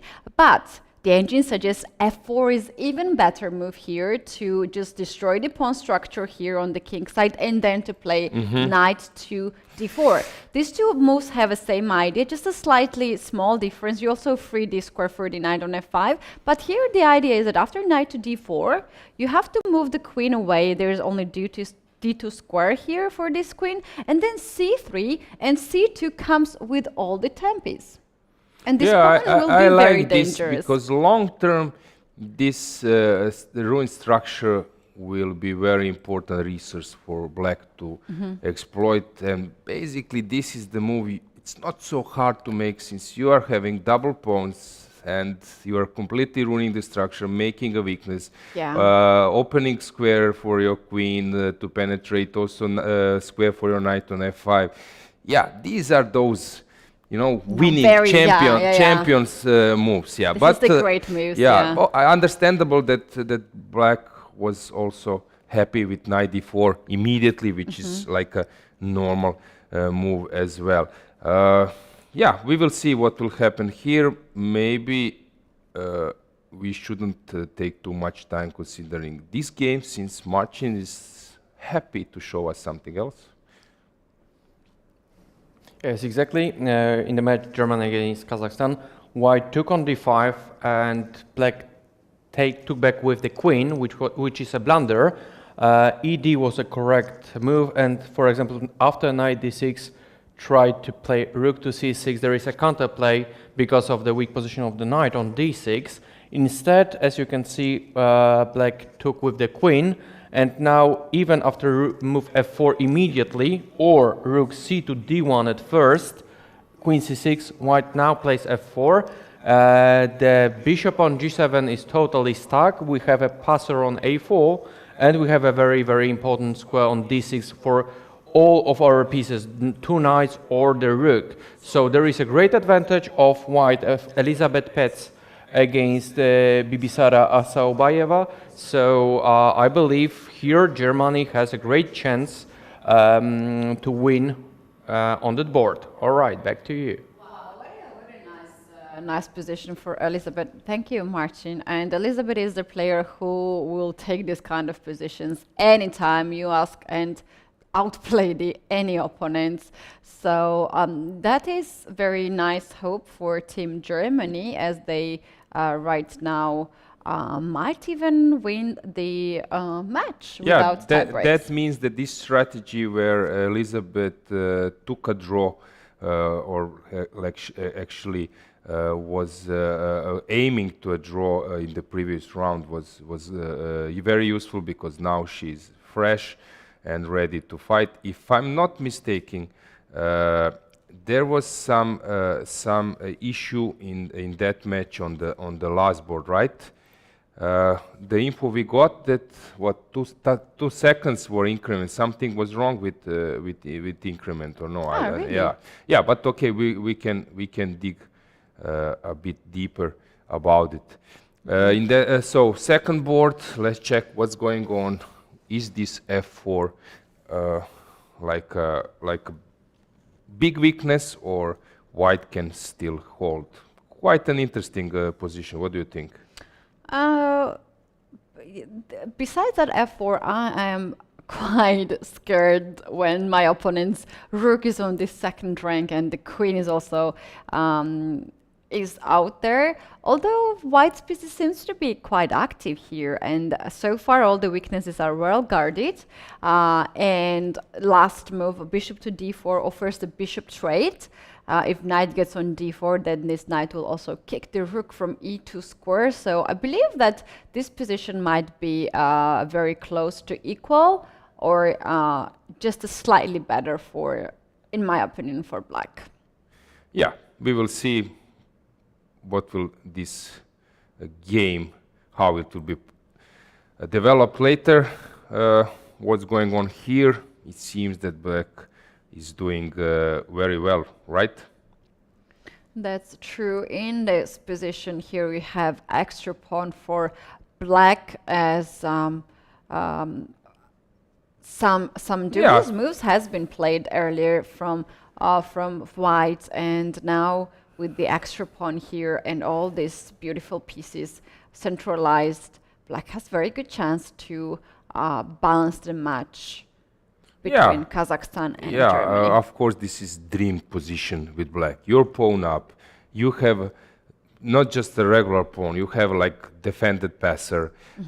Bishop is already ready to attack it. Knight can jump in, so b4 is also a weakness. So it looks like black is having everything under control, and also it's important if your teammates check your game, they can see that you are really doing great, which is like a serious boost for ambitions of your team. But as we said on the first board, there is an issue. While for the Kazakhstan team, while this one is sort of the same, so yeah, still a lot of job to be done. Yeah, very interesting situation and the scenarios. I honestly don't expect myself to have so big development in the second round. Usually it goes a bit slow, but now we have some of the results, and in fact, Team Georgia might struggle a little bit because they have already ended draw against China on 2 boards, and first board and the last board is in favor of China. Maybe we can switch the match and check it out. Khotanashvili and Janković are still playing and trying to guard this position. Okay, here after e5, which happened, queen g4 followed, and now Marcin has said that knight e4 is a move which brings serious advantage to white. Bishop g7 followed, and now what should be the most precise move? e6 seems direct threat, but after takes, what is the point? What am I missing? Should we kick the queen, perhaps? Knight. Wait, we have to jump the knight, and then bishop e6 will win the queen. But how? Checkmate is on g2. There is this. h3. Yeah, h3. Queen f5 and knight d6. I blundered the queen. Okay, once a while is not the problem. I got too excited. So queen f5. I think now some knight. Where? No, don't move the knight. No, I don't want to. So maybe here some other move, other plan is needed. I'm not sure what's the point. Let's check. Maybe knight g3. Yeah, just one silent move. Silent. Yeah. Rook e8 and or all any move.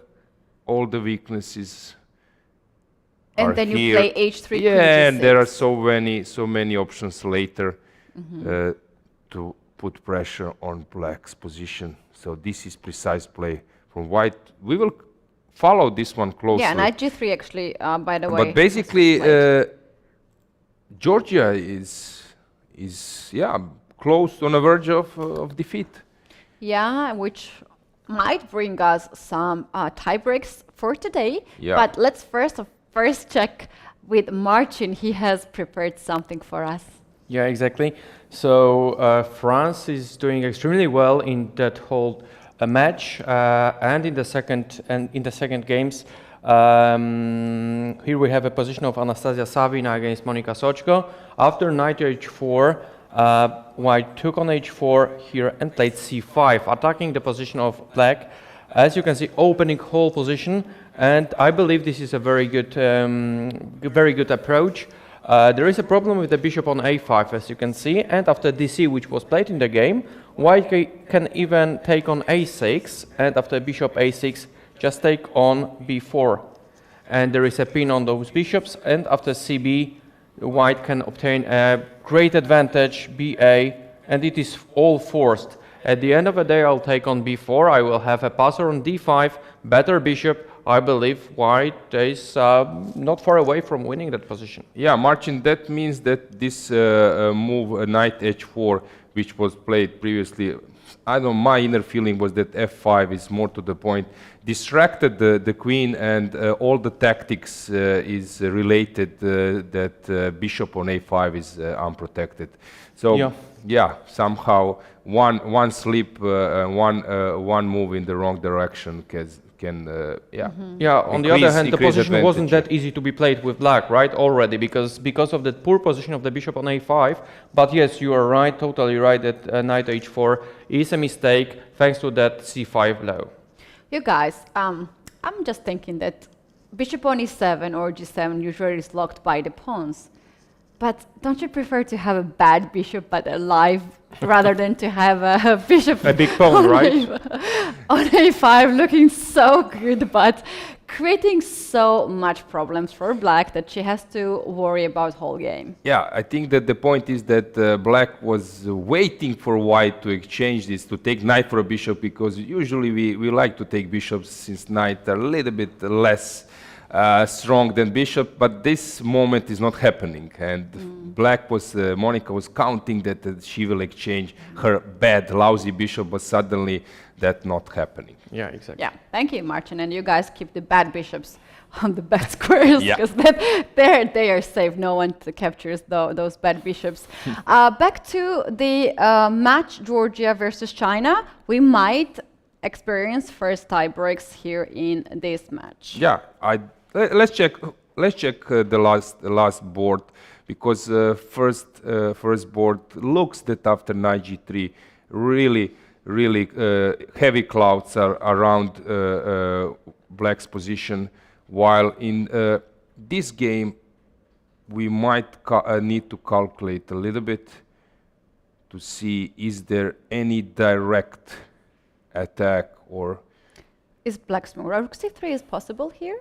Which one? Rook c3. Oh, yes. you are in good shape, Keti. Thank you very much.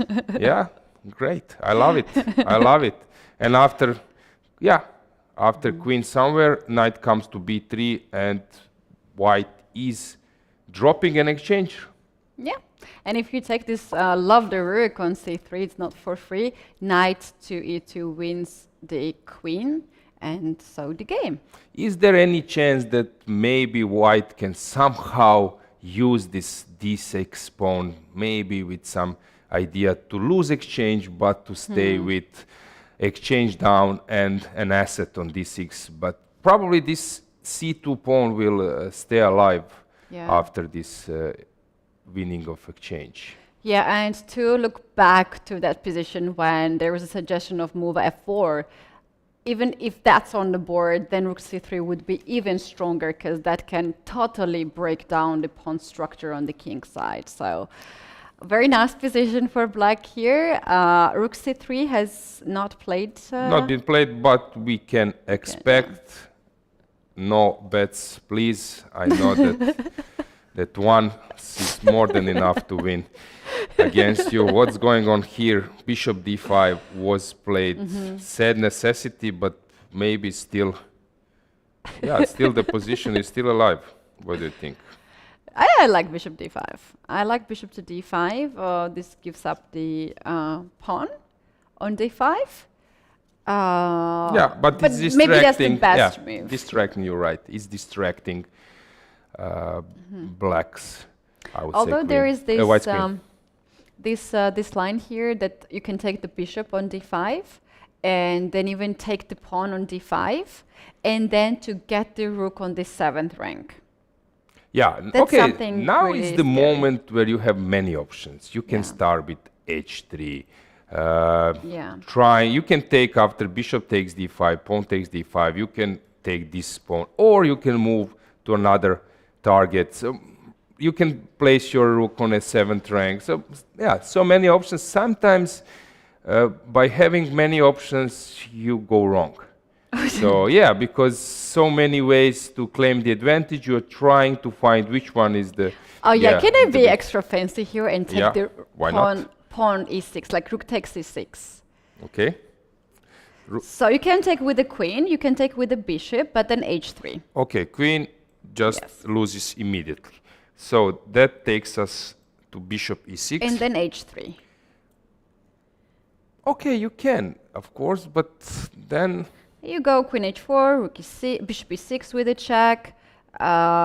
If king goes on h7, maybe f5. If king goes there, you take the pawn on g6. but I think this move is good because good. after f5 I allow you to take and then I hide my king to h8. This is my best position. And actually, Keti, this can be dangerous. Maybe bishop is coming to e5. Yeah, Okay. maybe Maybe too much to unnecessary, ask, yeah. unnecessary risk. Yeah. But there was the only fact that I liked this move was like after rook e6, if you capture the bishop on b3, just to at the starting, yes. If you capture bishop here, then there is like rook g6. Yeah. And somehow you're attacking the queen, then you have this pin on g7, knight h5 might come, knight f5 might come later on, queen d4 is out there, and these kind of positions are very, very I think nice. it's winning position, and I think you calculated well. Yeah, now this is really, I think, lost because, yeah, as you mentioned, pressure is too high on black's position. Let's just check last board. Is rook c3 played? Yes. These are the moves, like to put move on empty squares where controlled by your opponent is something special. Yeah, queen has to go, and this queen actually has only one square. Yeah. Queen Okay. a6, Queen queen or queen d2, d2, but yeah. yeah. Knight b3 played, and now white is doing the thing I mentioned, trying to keep this pawn alive and then arrange some counterplay around it. But of course, chances look grim. Yes, that's something that white should count on this pawn. 10 minutes for white, 11 minutes for black. And right now, the rook on c1 is hanging. Quite tough position, quite tough situation for Team Georgia. If they can manage to score at one of the boards, then they are safe. But for the moment, it is so difficult to Yeah, predict. now I think we are getting closer to the final moments. We might have some drama in next few minutes already, right? Let's check some other matches. So here we do expect that China will win this one, right? In this match of Germany has something changed there. First board looks that Elizabeth is cruising, that she has everything under control. Yeah, the position looks much better, although Bivisara is quite a resourceful player. Maybe she could pull out something. Here, this looks strange. Keti, what has happened here? How on earth this knight landed on f5? Oh, that's f6 was allowed. Okay, this is actually now a problem. I think Dinara from like a safe, better position is now under some pressure. And it's much easier to play this type of position with white. I don't know what has happened, why she was allowing this. Yeah. Already tough situation. Knight h6 might be a threat. Okay, maybe it's still not so serious threat. Maybe even some rook e8 can be played, or even this one. No, this one not. Rook e8, and then with the point that I'm trying to run away. Since if you take, I can take, and my king might be, strangely enough, but might be safe. While after king g7, knight takes to f7, rook e7 can be a move.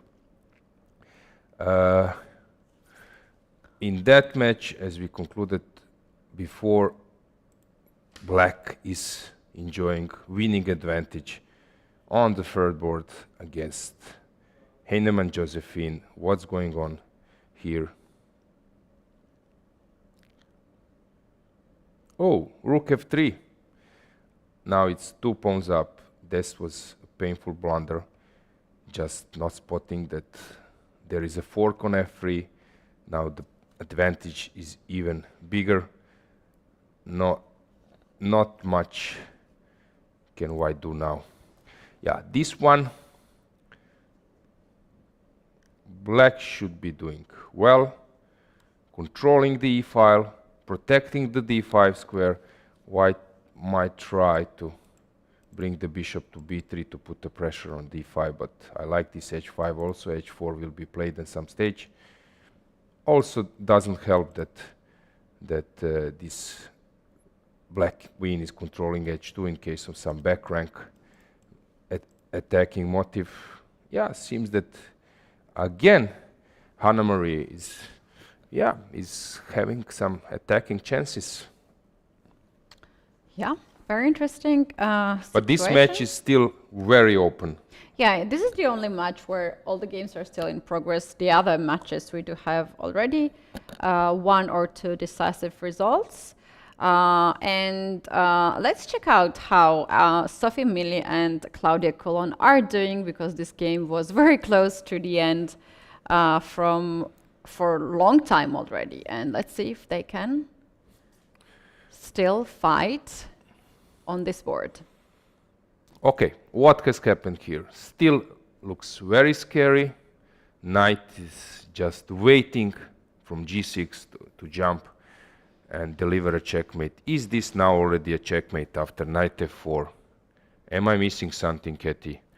It looks to me that this will end up in a pretty checkmate. much it's a checkmate. If Queen you h3. come here, it's a checkmate, so you need to come to f1. Okay, maybe it's possible to come even here, but That's funny looking move. yeah, but this should be a checkmate. Let's see. Knight d3 is very list.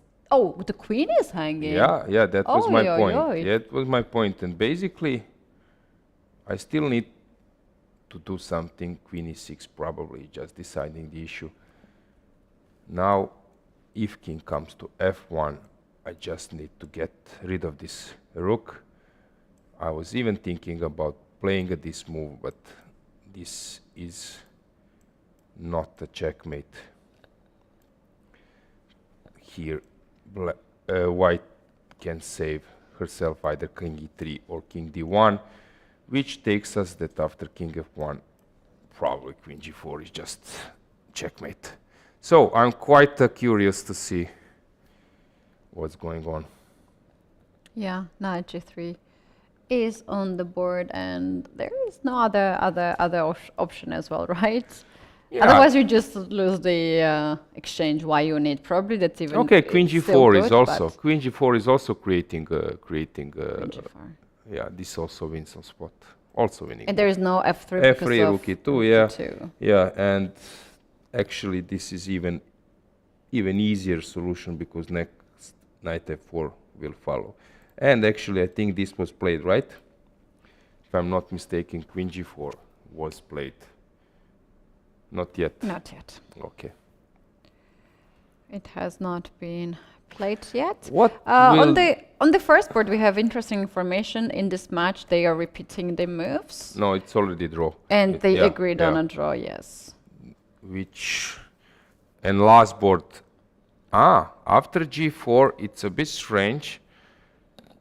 As I mentioned that here, white is slightly better, but for them, yeah, they made a draw because thinking that other boards are better on the second board and they are better on the third board, which takes us to the conclusion that Poland has no chance to Very win. difficult chances. Yeah, Let's a no little- chance to- Let's focus on the camera a little bit here. We can see 2 games are down, 2 games in progress, but those 2 games are having really, really bad situation for Poland.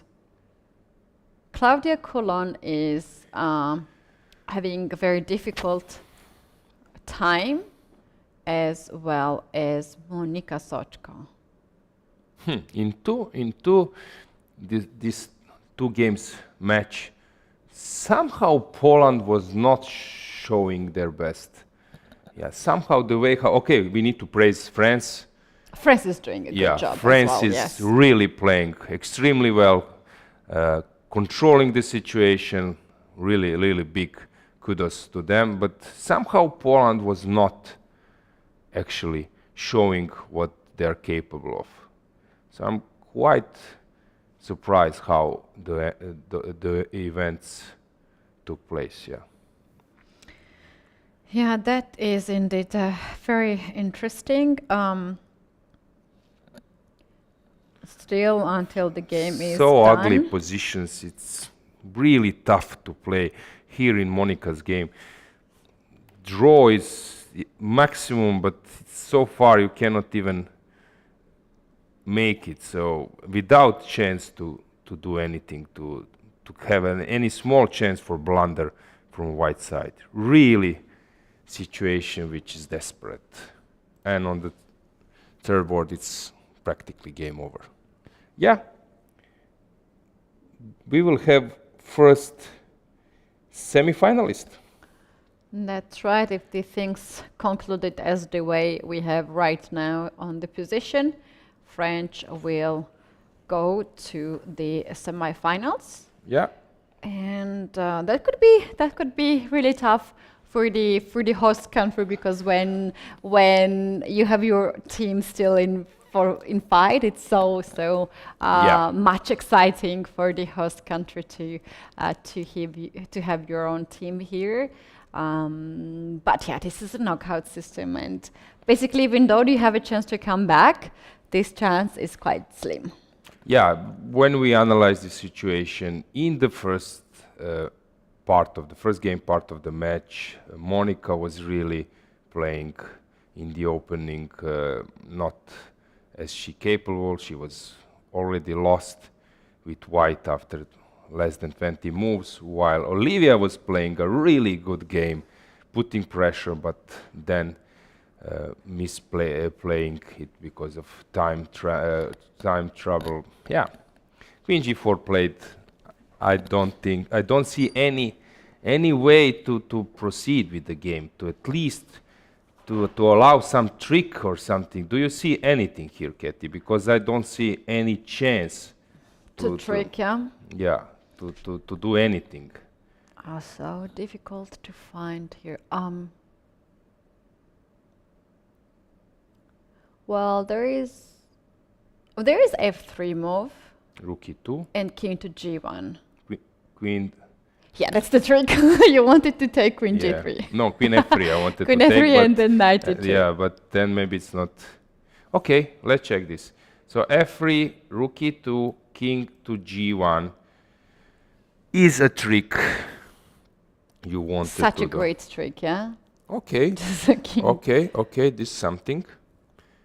Also look But completely the thing lost. is that Queen is hanging and the Rook is hanging, right?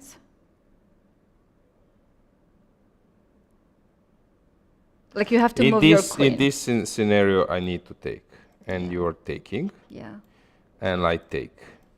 Looks completely lost again, but this is not something still obvious. So that brings us that after F3, yeah, in this scenario, better was Knight F4 I mentioned, but F3, Knight F4. Let's start this route. What now? Knight F4. You can sacrifice the queen, of course, but then Yeah. you are dead lost. But Yeah, no this way. can be an option at least to prolong the battle. But of course, this is just game over. So if you come after Knight F4, you can come to F2. But now there is also possibility of playing Knight D3 as well, with the point of Rook E2 in different scenario, and this is a checkmate. But after Queen G4, I think King F1 was played, if I'm not mistaken, but now Knight F4 is just curtains, right? That's right. Am I missing anything? Knight F4 and King comes to queen comes to d1 with the checkmate, I'm pretty sure that she sees this, she played that, and now I think that Claudia is aware that, yeah, she will need to resign the game. Yeah, very tough decision. Claudia resigns, that means that Poland is out, or Monica resigns, that means also that Poland is Yeah, out. Monica will play, but her position is, yeah, without any positive chances, so it's obvious that only white can win there. But now we can expect a resignation here, which brings us to the, yeah, first semi-finalist. Is it resignation already? It will be Ah, now. okay. Yeah, congratulations for French team. Actually, somehow they were not considered, or at least that was some kind of feeling that they are not the ones who can claim that they came as a favorite here, but the team spirit and the way how they play, really, it's nice. The thing is that Rookie one, this team checkmate. is quite... Checkmate, now she will resign. Yeah, That's here, it. resignation. Congratulations for French team. Bravo. Indeed. Congratulations to a French team. Unfortunately, Team Poland is now eliminated from the competition. The thing is that about French team, they have new players. Mitra is a new player. Also, Deimante just joined and changed the federation. And Anastasia has changed, I think, several years ago. But it's quite new team. And they are also missing the first rated French player, Mary Sibak. So maybe that was the one of the reason that all these things together. But we see how great they are fighting, and they're in the semifinals. And the semifinal, and they are now for sure here for the next 2 days, right? Because they will play semifinal and final or small final. So we will follow their games, their matches. So first semifinalists, but in meantime, we will check other matches and maybe prepare you another guest. But let's check what's going on in other matches. We have in US, so we are following the first board where Alice is. Okay, she actually misplayed a bit. It looks to me that now there is no advantage. Actually, black is doing here well. For example, king c8, you come, I don't know, rook c4 is always coming, king comes to c8, and king comes to b7. It looks very good. Here, okay, black is doing fine. And this one looks better for white. Ukraine somehow improved the situation, yeah? Yeah, very important victory was by Natalia Buksa, and this somehow boosts the whole energy in the team. Right? Yeah. Team Georgia still struggles. And on the first and the last boards. Yeah, on the first board it seems that really situation is tough. I think that white is completely on top here, while on the last board, rook up, that would be it, right? That means that Lela is losing this game, right? Am I missing anything? Seems like, and Lela no, it's exchange up, sorry. Lela was actually one of the players who had 3 out of 3 and was playing very stable. But come on, this position, it's not easy to convert, because even after queen's exchange, you need to show some serious technique, because pawns are on the king side. Something I think went wrong here. Yeah, white created some chances and basically still open. Very interesting. Game is still on, and we're gonna see this game later on. But before that, Martin has a guest in the studio. Let's take a look at this. Yes, exactly. With me, Alua Nurmanova, who won her game in the match Kazakhstan against Germany.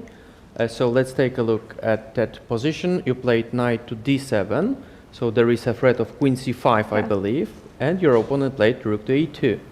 So let's talk about it.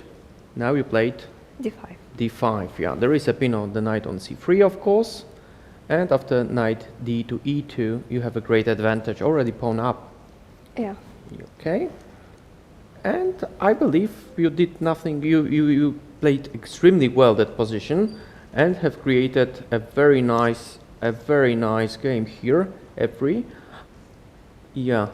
Yeah, I really like that move. Yeah, queen, rook f3. Yeah, 2 pawns up. The position is totally won for you. Okay, knight to d3. But no, it's very hard to say anything because all your moves were correct.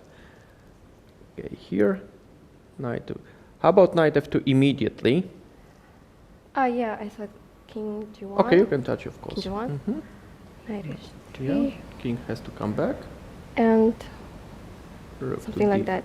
Yeah. So this was the other possibility, right? Yeah. Queen e1, and you had to choose between both. Yeah.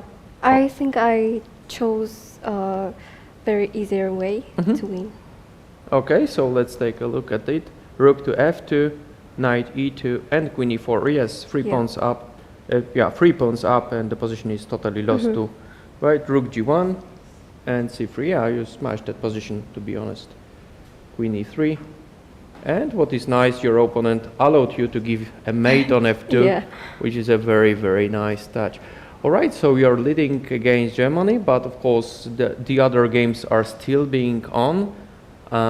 So I'm not stopping you here. I believe you should keep your finger crossed for your team as well. Thank you very much for coming here. Thank you. Thank you.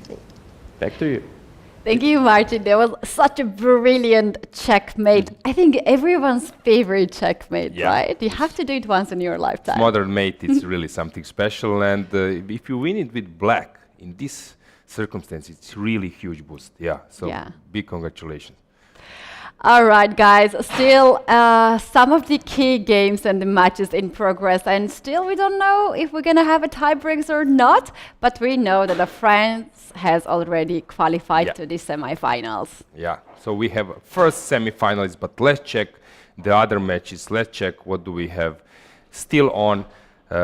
We can try with one match. Maybe let's stick to this one.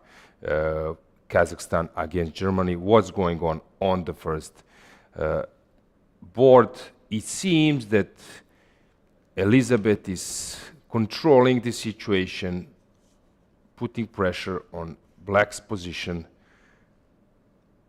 The pin is very annoying at the moment. This passer might be a crucial factor for white, but still there is a job to be done. Is rook f6 winning? Ooh, oh, nice. And knight e8 comes on the board. She sees this for sure, but she's just now rechecking. Is there any trick from black side? I don't know. Is it possible? Queen f3, queen f3, queen e7.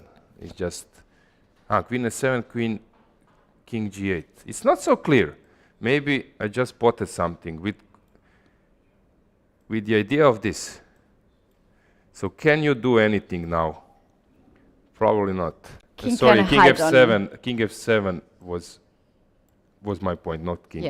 And then after exchanging, taking, then queen. No, king has on h7, h3. I cannot take b3. You can just hide. Yeah, my bad.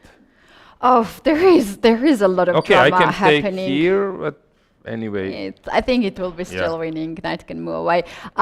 We have to go right away in the match of Georgia-China. 2 boards that Georgia was losing. Now it seems that the positions are possible to be held. Starting with this game, there was a blunder here. When? On the seconds, I think like several seconds was on the clock when a black blundered on move 40. Okay, so it went this way. It looked at just winning for... Just winning for black. Okay. And here, the bishop and the rook were hanging at the same time, and the rook Also to f7 c3. is also attacked. Yeah, but it looks that... Rook f3 was the move that black could consider to play here, but after rook to c3, now white could take the pawn and then bishop on f2, and this seems to be quite safe. Okay, still, first plan should be to exchange the pair of rooks, which is trying, and white is avoiding. This looks now like a draw. This looks like a draw, which takes us to the first board. And they are just repeating the moves, and I believe that black just... How does this happen? Because this looked like completely winning position. Completely winning position. So queen e2, okay. Rook e7, why not rook e7? Check first. King goes, I don't know, somewhere. g8 probably. G and then g4. Yeah.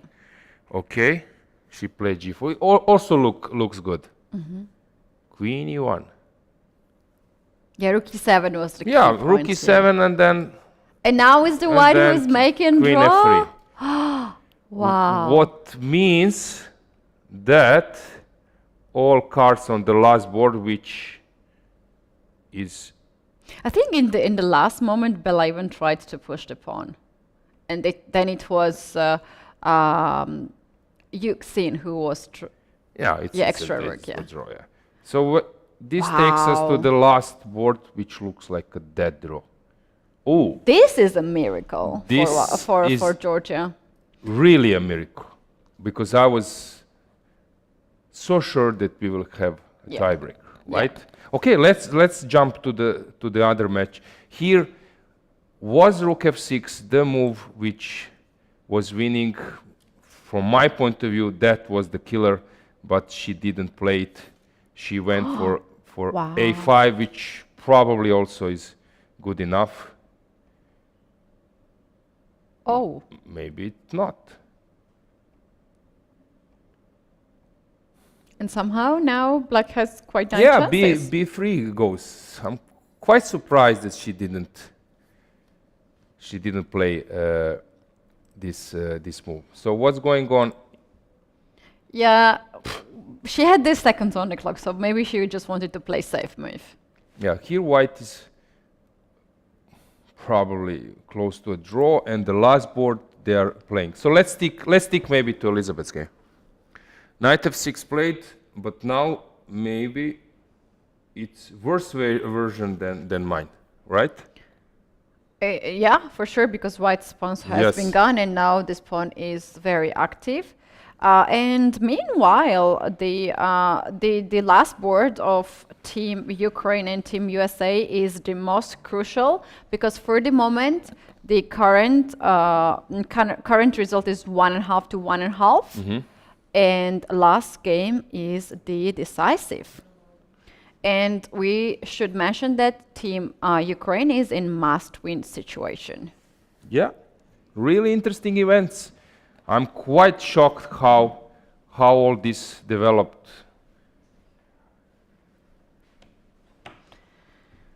Yeah, so we do have checks and Queen- queen to d4? What? Like you take the rook and b2 and you are not on time. No, but I'm promoting my queen. And then you give queen f1 check, Can we and make you it maybe? you checkmate me. So this is the point. So I take, you take, I take, you play this, I push, you push, queen, queen, and then you play. No, queen g2. What am I missing? Now I spot it. Queen g2. Yeah. What am I missing? Maybe there was a blunder. There was a blunder for sure. There was a blunder by Bibi Sara. Huh. Who knows what was blunder here?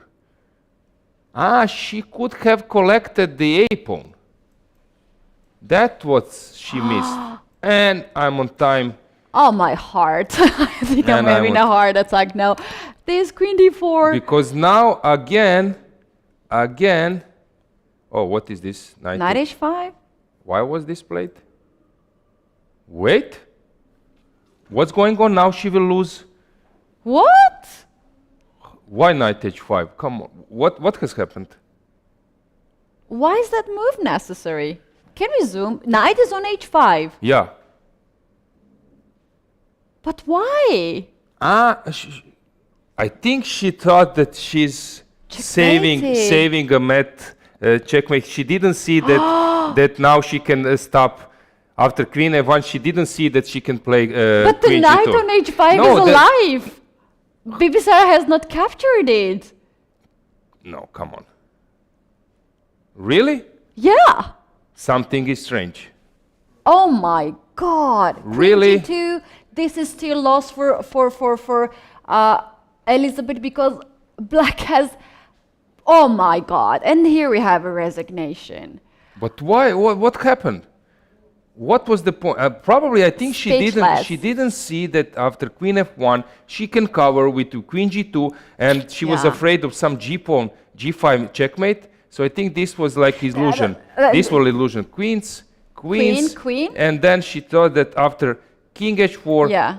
queen f1, king h4, she G5? gets checkmated. Yes. And that's why she wanted to distract, because after knight h5, unbelievable. Knight h5 takes. Wait. We have to be fair that we also thought, I thought that there's checkmate, and I Yeah. saw queen g2 This was when we his- made the this, moves. This was her point, and then to run to away. play king h4. Yeah, This is okay, the fair I play. understand. I understand. They're a long time. Yeah, tough situation. But she's getting increment 10 seconds, no, and I she could didn't just stop didn't for see a as well. moment. I didn't see as well. Yeah, we didn't see that as well. Unbelievable situation. Yeah. And then after knight h5, Black could just simply capture that. Black played king, move away. King f7, e6, king e7. Yeah, but now it's not the same. Now I always take on h5, and I always win the pawn's endgame. If you just push queen Yeah. f1, and then I take, and I'm winning a pawn's endgame. But there is a check. Oh yeah. That's what actually happened in the. Let's Wow. briefly check, because I think Marcin has a guess. That just to check here, Black is. Wait, Black is just delivering a checkmate, or am I missing something? Rook h2. Yeah, Dinara has won. What a checkmate. Dinara has won, but now Last game is still in progress, and for the moment it is 2-1, and Kazakhstan is leading. So if here White- Germany managed to win there is no chance to win. So with black pieces. yeah. Okay, let's move on to our Wow. guest, Marcin. Floor is yours. Okay, thank you. So here we have such a position on the board. I believe your team, already won, but it's not far away. Team USA plays against Ukraine, and you played such a position, and your opponent, I believe, made a mistake now. What was your plan after the first victory in the match? What was your predictions? Well, we didn't really predict their lineup. I was quite surprised to be playing my opponent. I thought I'll be playing Rahma Golubovic because she was the only person who won on her in their last match. I was really surprised to see her off. But I actually had played Gaponenko in the online Olympiad in 2021, one of the online Olympiads, and I actually lost to her. And she was playing very quickly, so I was kind of nervous in the opening. So she tried to play a dragon, accelerated dragon. I was like, no, I don't want to get checkmated. So I thought maybe some positional game. But then I saw we lost on board too. It was a very risky opening. So, and but you know we have very strong board one, so I trusted her. And our board force is also very compositional. So I thought I will be able to pull it off. All right. So after she played Queen D8, and you exchanged the rooks, the queens, and of course the push of the pawns. I believe it's already much better for you, even winning, thanks to those passers, right? Well, she was spending a lot of time. I think when she played Queen D8, she already had like 20 or 30 seconds. I was already like starting to feel good because, you know, when you leave yourself so little time at some point, the likelihood of making a mistake is really high. Yeah, exactly. So she tried to play back, but still after Rook C1, of course, not taking on D5, it's much better just to support your pawns. Oh, I didn't here. realize I could take on D5. All right. Yeah, here I wasn't sure if I should put a bishop on A5, but I think this just works out. Yeah, but still I believe that was quite a convincing victory. Here, after rook a7, a little trick, and here that position is totally won, so I congratulate you for victory here. So very, very nice game. Thank you very much. Thank you. Back to the studio. I guess King d5 was not played. This is typical No. when the result Yeah. trying to be inputted by the players, or normally to adjust. Well, Unbelievable. meanwhile, all the matches has actually ended, and Yeah. unfortunately, we missed the key moments. One last game is in progress. This is Georgia-China, and very likely this game will end in a draw, which means to us that we might not have any tie breaks today. Okay, let's just recheck what do we have. We have in Kazakhstan against Germany, it's 3-1, which means that Kazakhstan is really in good shape. Come on, so convincingly to pass Germany, who were in really good shape and positive emotions after yesterday win. So it's And they started really nicely Yeah. today. And then we have France, as we already mentioned, while Ukraine suddenly, they lost the match, although they start with win from Natalia Buksa. Tough situation for them. That brings us to the last game you have on the board, which looks like a dead draw. It Interesting really moment. looks like a draw here. Even if white loses the pawn on g-file, then this is a steal. Although it seems that she will lose it now, because rook a4 is either coming or rook h8. But anyway, of course, guys, you all know that it's a draw when rook is only left against the bishop. What a day! I personally could not expect to have such a ups and downs in this match, starting from very beginning. We saw some of the blunders, some of the really nice sacrifices, and some of the missed chances. Wow. Yeah, What a she will day. she will take a pawn, and now everyone knows where to run. The idea is stalemate for our viewers who are maybe not familiar with this endgame. The idea is to hide with a king on the square where she can claim a stalemate. So the idea is to run in a different corner, so then the color of your bishop, and basically there is no plan. Only plan, even if you catch your or kick your opponent's king to a Dark bad squares. bad corner, you need to lock it with rook f7, king g6, and there is a known motive how to win. I show this. This is the only way. So let's say that we just input some moves like this. This would be the only way to win. Let's say check like this. I don't know. Let's say this position.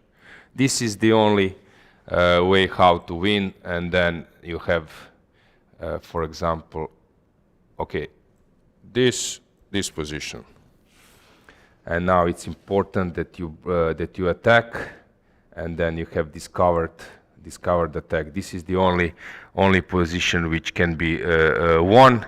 I think now is the right way is to play rook f1, because if they play here, you play rook c1, and this is the difference. Yeah. If the king is right corner, then this would be a stalemate. But Stalemate. now bishop is lost, so the only move here is that plays this, and after rook f2, bishop g3, you play this move, and this is the point of whole concept. Wherever white stops with its bishop, then black is coming with a tempo to the last rank, and if you go to h4 or f4, king f5 is a discovered attack, and the bishop is lost. So this is the only thing you need to know about this endgame. So, but of course here white will run to a different corner, and it's no chance that this will happen. So All she will right. run here, and then hide with the Hi bishop. there, and counter the stalemate. moves. Well, she doesn't really need to counter moves. The last capture has happened on the move 79, so on move 129, this game will be already draw. Black can claim, white can claim here for a draw. In case if white will not claim the draw, then the arbiter has to stop the game in 70, move 65? 17. Yeah, but if they claim a draw, of course, because game is transmitted live, you don't need to even I think show in your score sheet before. It was like some restriction of the sequence, but here it's immediately arbiters know. They know how many moves they need to wait, so they know immediately is it a draw with 50 moves rule. That is right. So there has been some situations where very experienced grandmasters has lost even these positions because sometimes you might just lose the concentration. Yeah, but here is funny how they survived. First board, it was really lost. Second board, it was slight plus. In the third board, I think they were also a bit strong, and then somehow. No, this position was very, very bad for white for a long time. Yeah, Keti, pity. We will have now probably a little bit longer day, but Not that long. Yeah, no tie break. So Yeah. somehow we are not feeling so well because we were eager to see this drama. We are angry. Yeah, but yeah, because now chances are in the next day, our chances are 50% less Yeah, to that's have true. tie break. But anyway, we are rooting for. Everyone wants to see drama. We need more drama, indeed. Well, the move 91 has been played. 129 moves is needed to claim for a draw. Wow, this is quite easy to play. Yeah. At this point, the king is not even in the corner. Okay, it was a tough day. Of course, it's not easy. But Lela Javahishvili has come from that in this position many times. I can recall the game against Ukraine, was it? With this dead bishop on b7. Then this bishop came all the way on f3 and somehow won the game. Exactly. But she blundered the rook, if I'm not mistaken. In this That was first Bella. day. Yeah. But basically, sometimes people like to have fun. It's very important that Keti, you know what is the big plus in this endgame. Mm-hmm. If you run on time, you won't lose a game. If you what? Run off time, because there is no checkmate with the bishop. There is a checkmate with the knight. So with the bishop, there is no checkmate because you place your bishop to a3, king a3. I'm on a1. You give me check, and I can cover with the rook. And so there is no legal checkmate here. So even with if knight is possible. Yes, even if you ran out of the time, you won't lose a game. So sometimes this was like fun. We were always saying. Yeah, but you need to know all this rules, you know. Now, this is dark side from the tournament practice. Listen, it's always possible to blunder something, but okay, how far are we? We are on now half moves needed, right? 28 more moves to go. Okay. They're playing quite fast. Yes, but it's inevitable.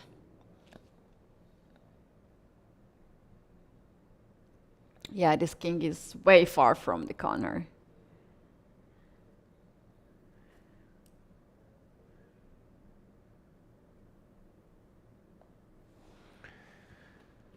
Yeah.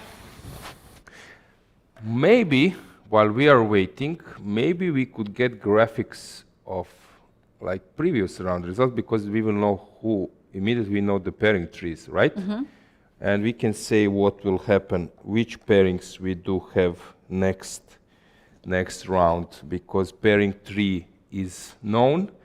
So if I'm not mistaken, I think that France was in a higher pairing 3, right? Higher part of the pairing 3. So that means that I think France is playing against Kazakhstan, while we will have US facing Georgia. Oh, that's very interesting matchup. So here we have Kazakhstan won against Germany, France won against Poland. So Kazakhstan, France is the semifinals. Yeah. And USA is Facing- very much yeah. very much likely facing Georgia. Yeah. Interesting. Yeah. So, which pool they were? They were not in the same pool? Georgia and USA were not in the same pool, Exactly. and Kazakhstan and France were not in the same pool.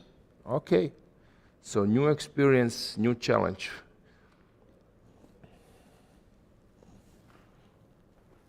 Is there any result, something that you would not expected? Here, Yeah, today. I actually, as I said, I was surprised how Poland lost without actually putting a pressure on their opponents. Also, I was expecting Germany to put bigger problems to Kazakhstan.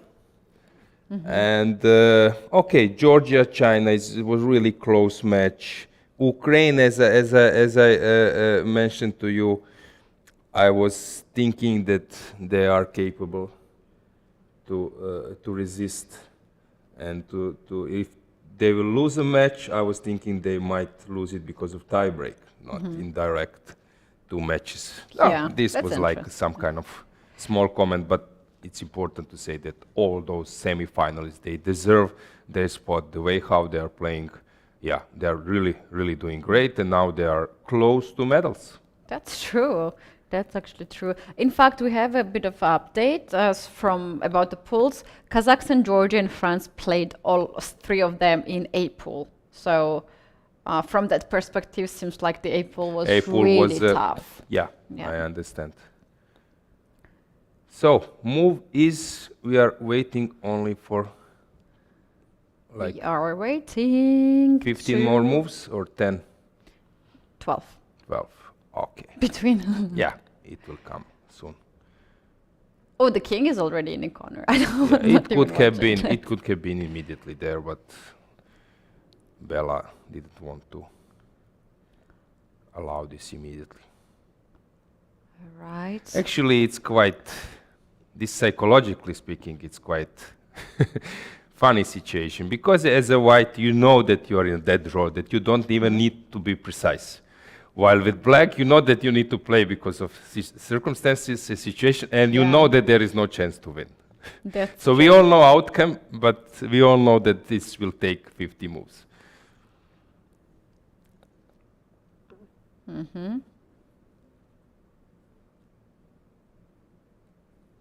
all right. Black is taking some time. Yeah, she's completely aware that there is no chance. No chance to do anything. Right. Yeah, let's say it will be interesting to comment that we have like full lineup. I know that the schedule is tight, that we had full lineup with Georgia against China. Yeah, that's fair to say. And for example, I don't know which team are missing their best players. Maybe India. A lot of teams Yeah, are missing. India maybe. Ukraine, they're missing 2 key players, Muzachuk sisters. USA is missing Irina Krush. Germany was packed with all the strong players. Kazakhstan is missing Zhansaya Abdumalik and Dinara Satvakasova. Poland is missing Alina. Alina. Kashlinska. Thank you, Marcin.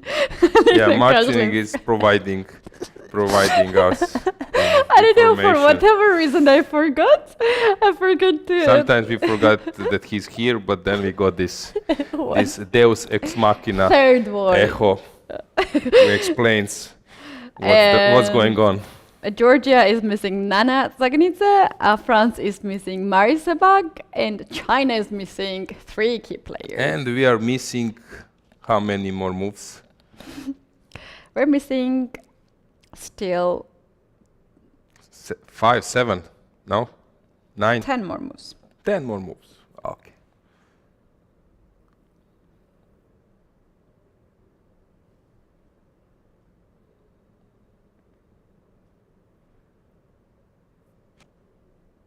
Yeah, and it's interesting for China because they will make, their last moves in the tournament.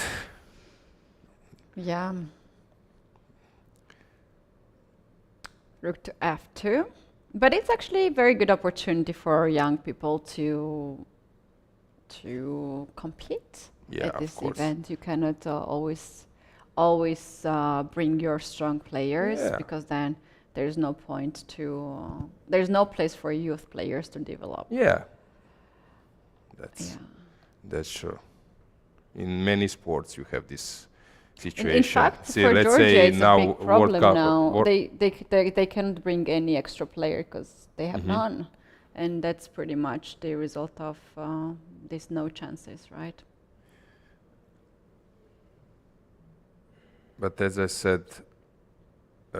said in now World Basketball Championship, of course, US is not playing with their.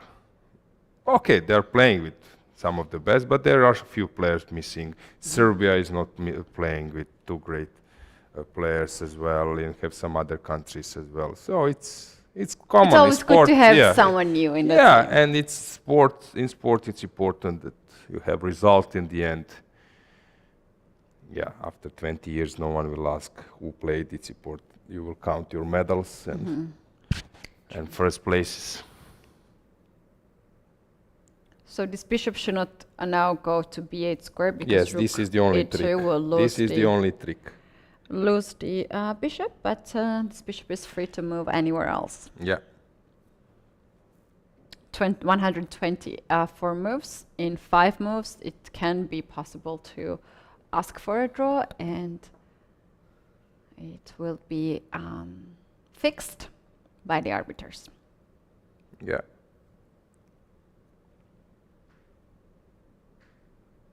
Okay, here is the only trick is that she's not because Rook it's rapid. d7 is the it's- trick. She's going for that. It's rapid, and you are not riding the moves. Yeah. So to claim, you need to be aware how many moves you played, approximately. You should take notes or arbiters? I think arbiters take Arbiters notes. are taking notes now.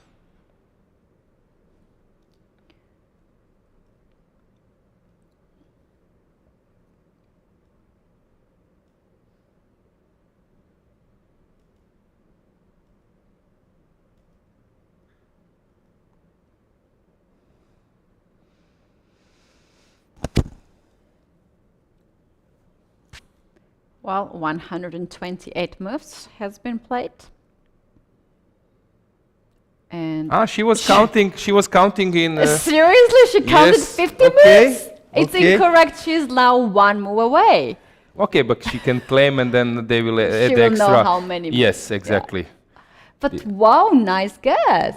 Yeah. So they will say it's like.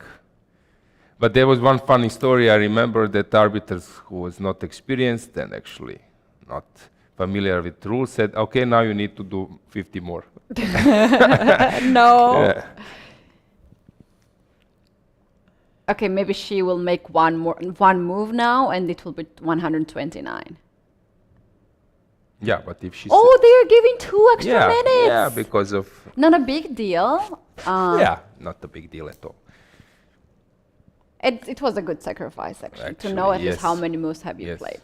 Not a big If deal. they said, say to her. Yeah. But she's, I think, protesting that she wants a pen and something to write down. Maybe we can zoom out to see whom is she. The chief arbiter. Yeah, it should be Thomas Delegat. Delega. I don't know. Let's zoom out. Let's see who is there. Probably captains. Yes. And oh, that's a lot of hand gestures. Yeah. That's a lot of hand gestures. Yeah. Okay, I see FIDE supervisor. Gunnar Björnsson is well there. Yeah. Well, unfortunately, that 3 minutes for China will not bring too much.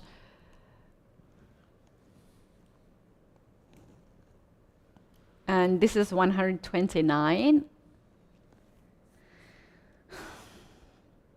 And now she can stop again. I think she will make at least like 5 more They put moves. draw already? On This is a computer, yes, because it's already draw. Our system says it's draw. Now she has to claim draw. You know that I once in one Blitz tournament I delivered a checkmate and the opponent just played out of and I didn't realize I gave checkmate because I was actually thinking that How's that possible? yeah, king was on f2 and gave rook f1 check. I was thinking that I'm getting a piece, but it was a checkmate. And then he played king e1 and I take that piece on f4. Wow. And actually the game is basically over after that. This is some kind of analysis, but I lost in the end. Oh no.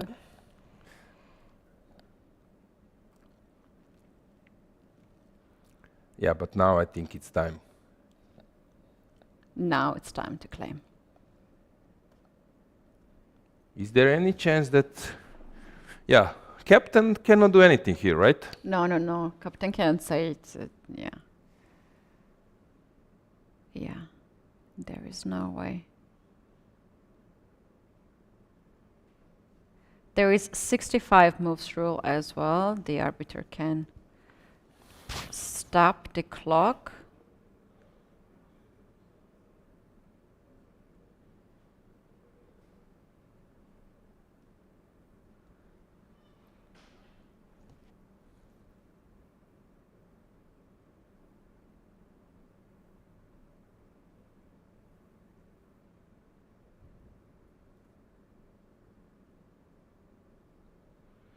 Yeah. Somehow we are having drama, which is not a drama, right? Please bring us a real drama. Yeah. Rook and a bishop against the rook. That would be interesting to see. Yeah. This way, because we just know that this is like psychological warfare. And that's a lot of nerves for sure. And even though that you know the rules, and for sure Lela knows the rules, she's playing chess.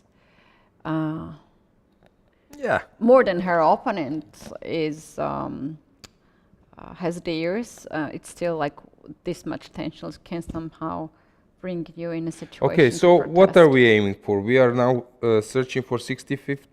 65 minutes. yeah. Then arbiter will stop the clock. Okay. So how far are we now? We don't know. This is Yeah, there is a number. We are again having. So it's 133.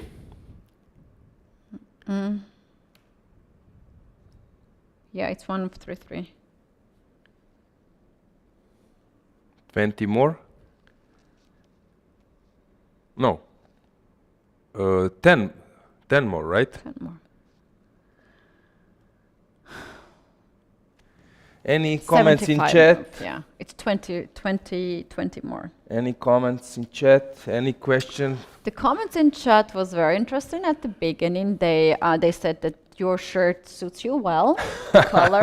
Okay, again on So- important details. Okay. Yeah, they said Martin has a very big, nice smile, and I didn't get any compliments. Really? What's wrong? Yeah, I don't know what's wrong with you guys.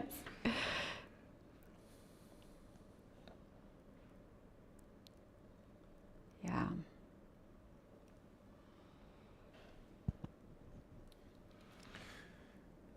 Yeah.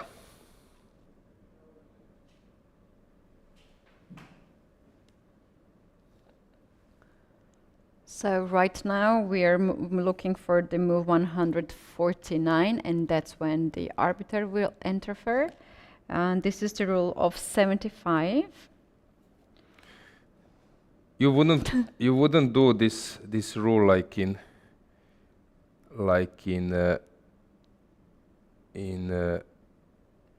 some sports, inactivity of player, like in handball or something. So I'm taking attack out of you. You are not doing any significant progress.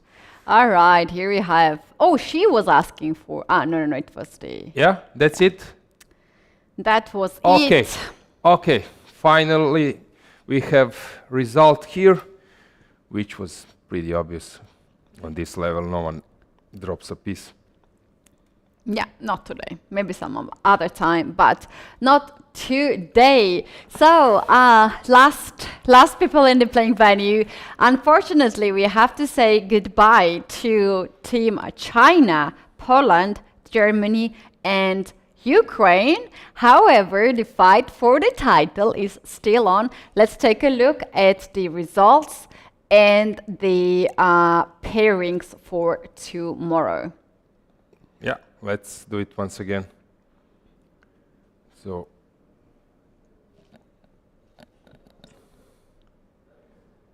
I think they left us.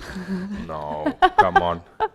Hello. Don't believe All right, so. it is really dark here in Bydgoszcz. It is 8 p.m. already, and here we have the final results. Yeah. So, Kazakhstan has won the match, France as well, USA, Georgia secured an important point to pass through to the semi-final. That's true, and then we do have 2-2 China and Georgia, but the previous match was won by Georgia, so there was a good secure moment for Team Georgia. And here we have the pairings for tomorrow. Kazakhstan will take France and Georgia will play against USA.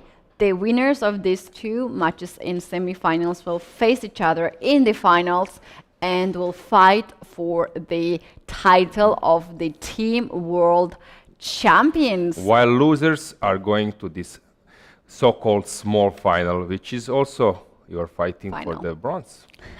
That's right, you guys. So tomorrow we're going to have another two games in time control, 45 minutes plus 10 seconds. And in case of the tie breaks, we're going to have the blitz segment, 3 minutes plus 2 seconds. And I think we can call it a day today. No tie breaks, unfortunately, but we can take it tomorrow. At least if we have tie breaks tomorrow, we'll be very, very happy. And it's final goodbye from us.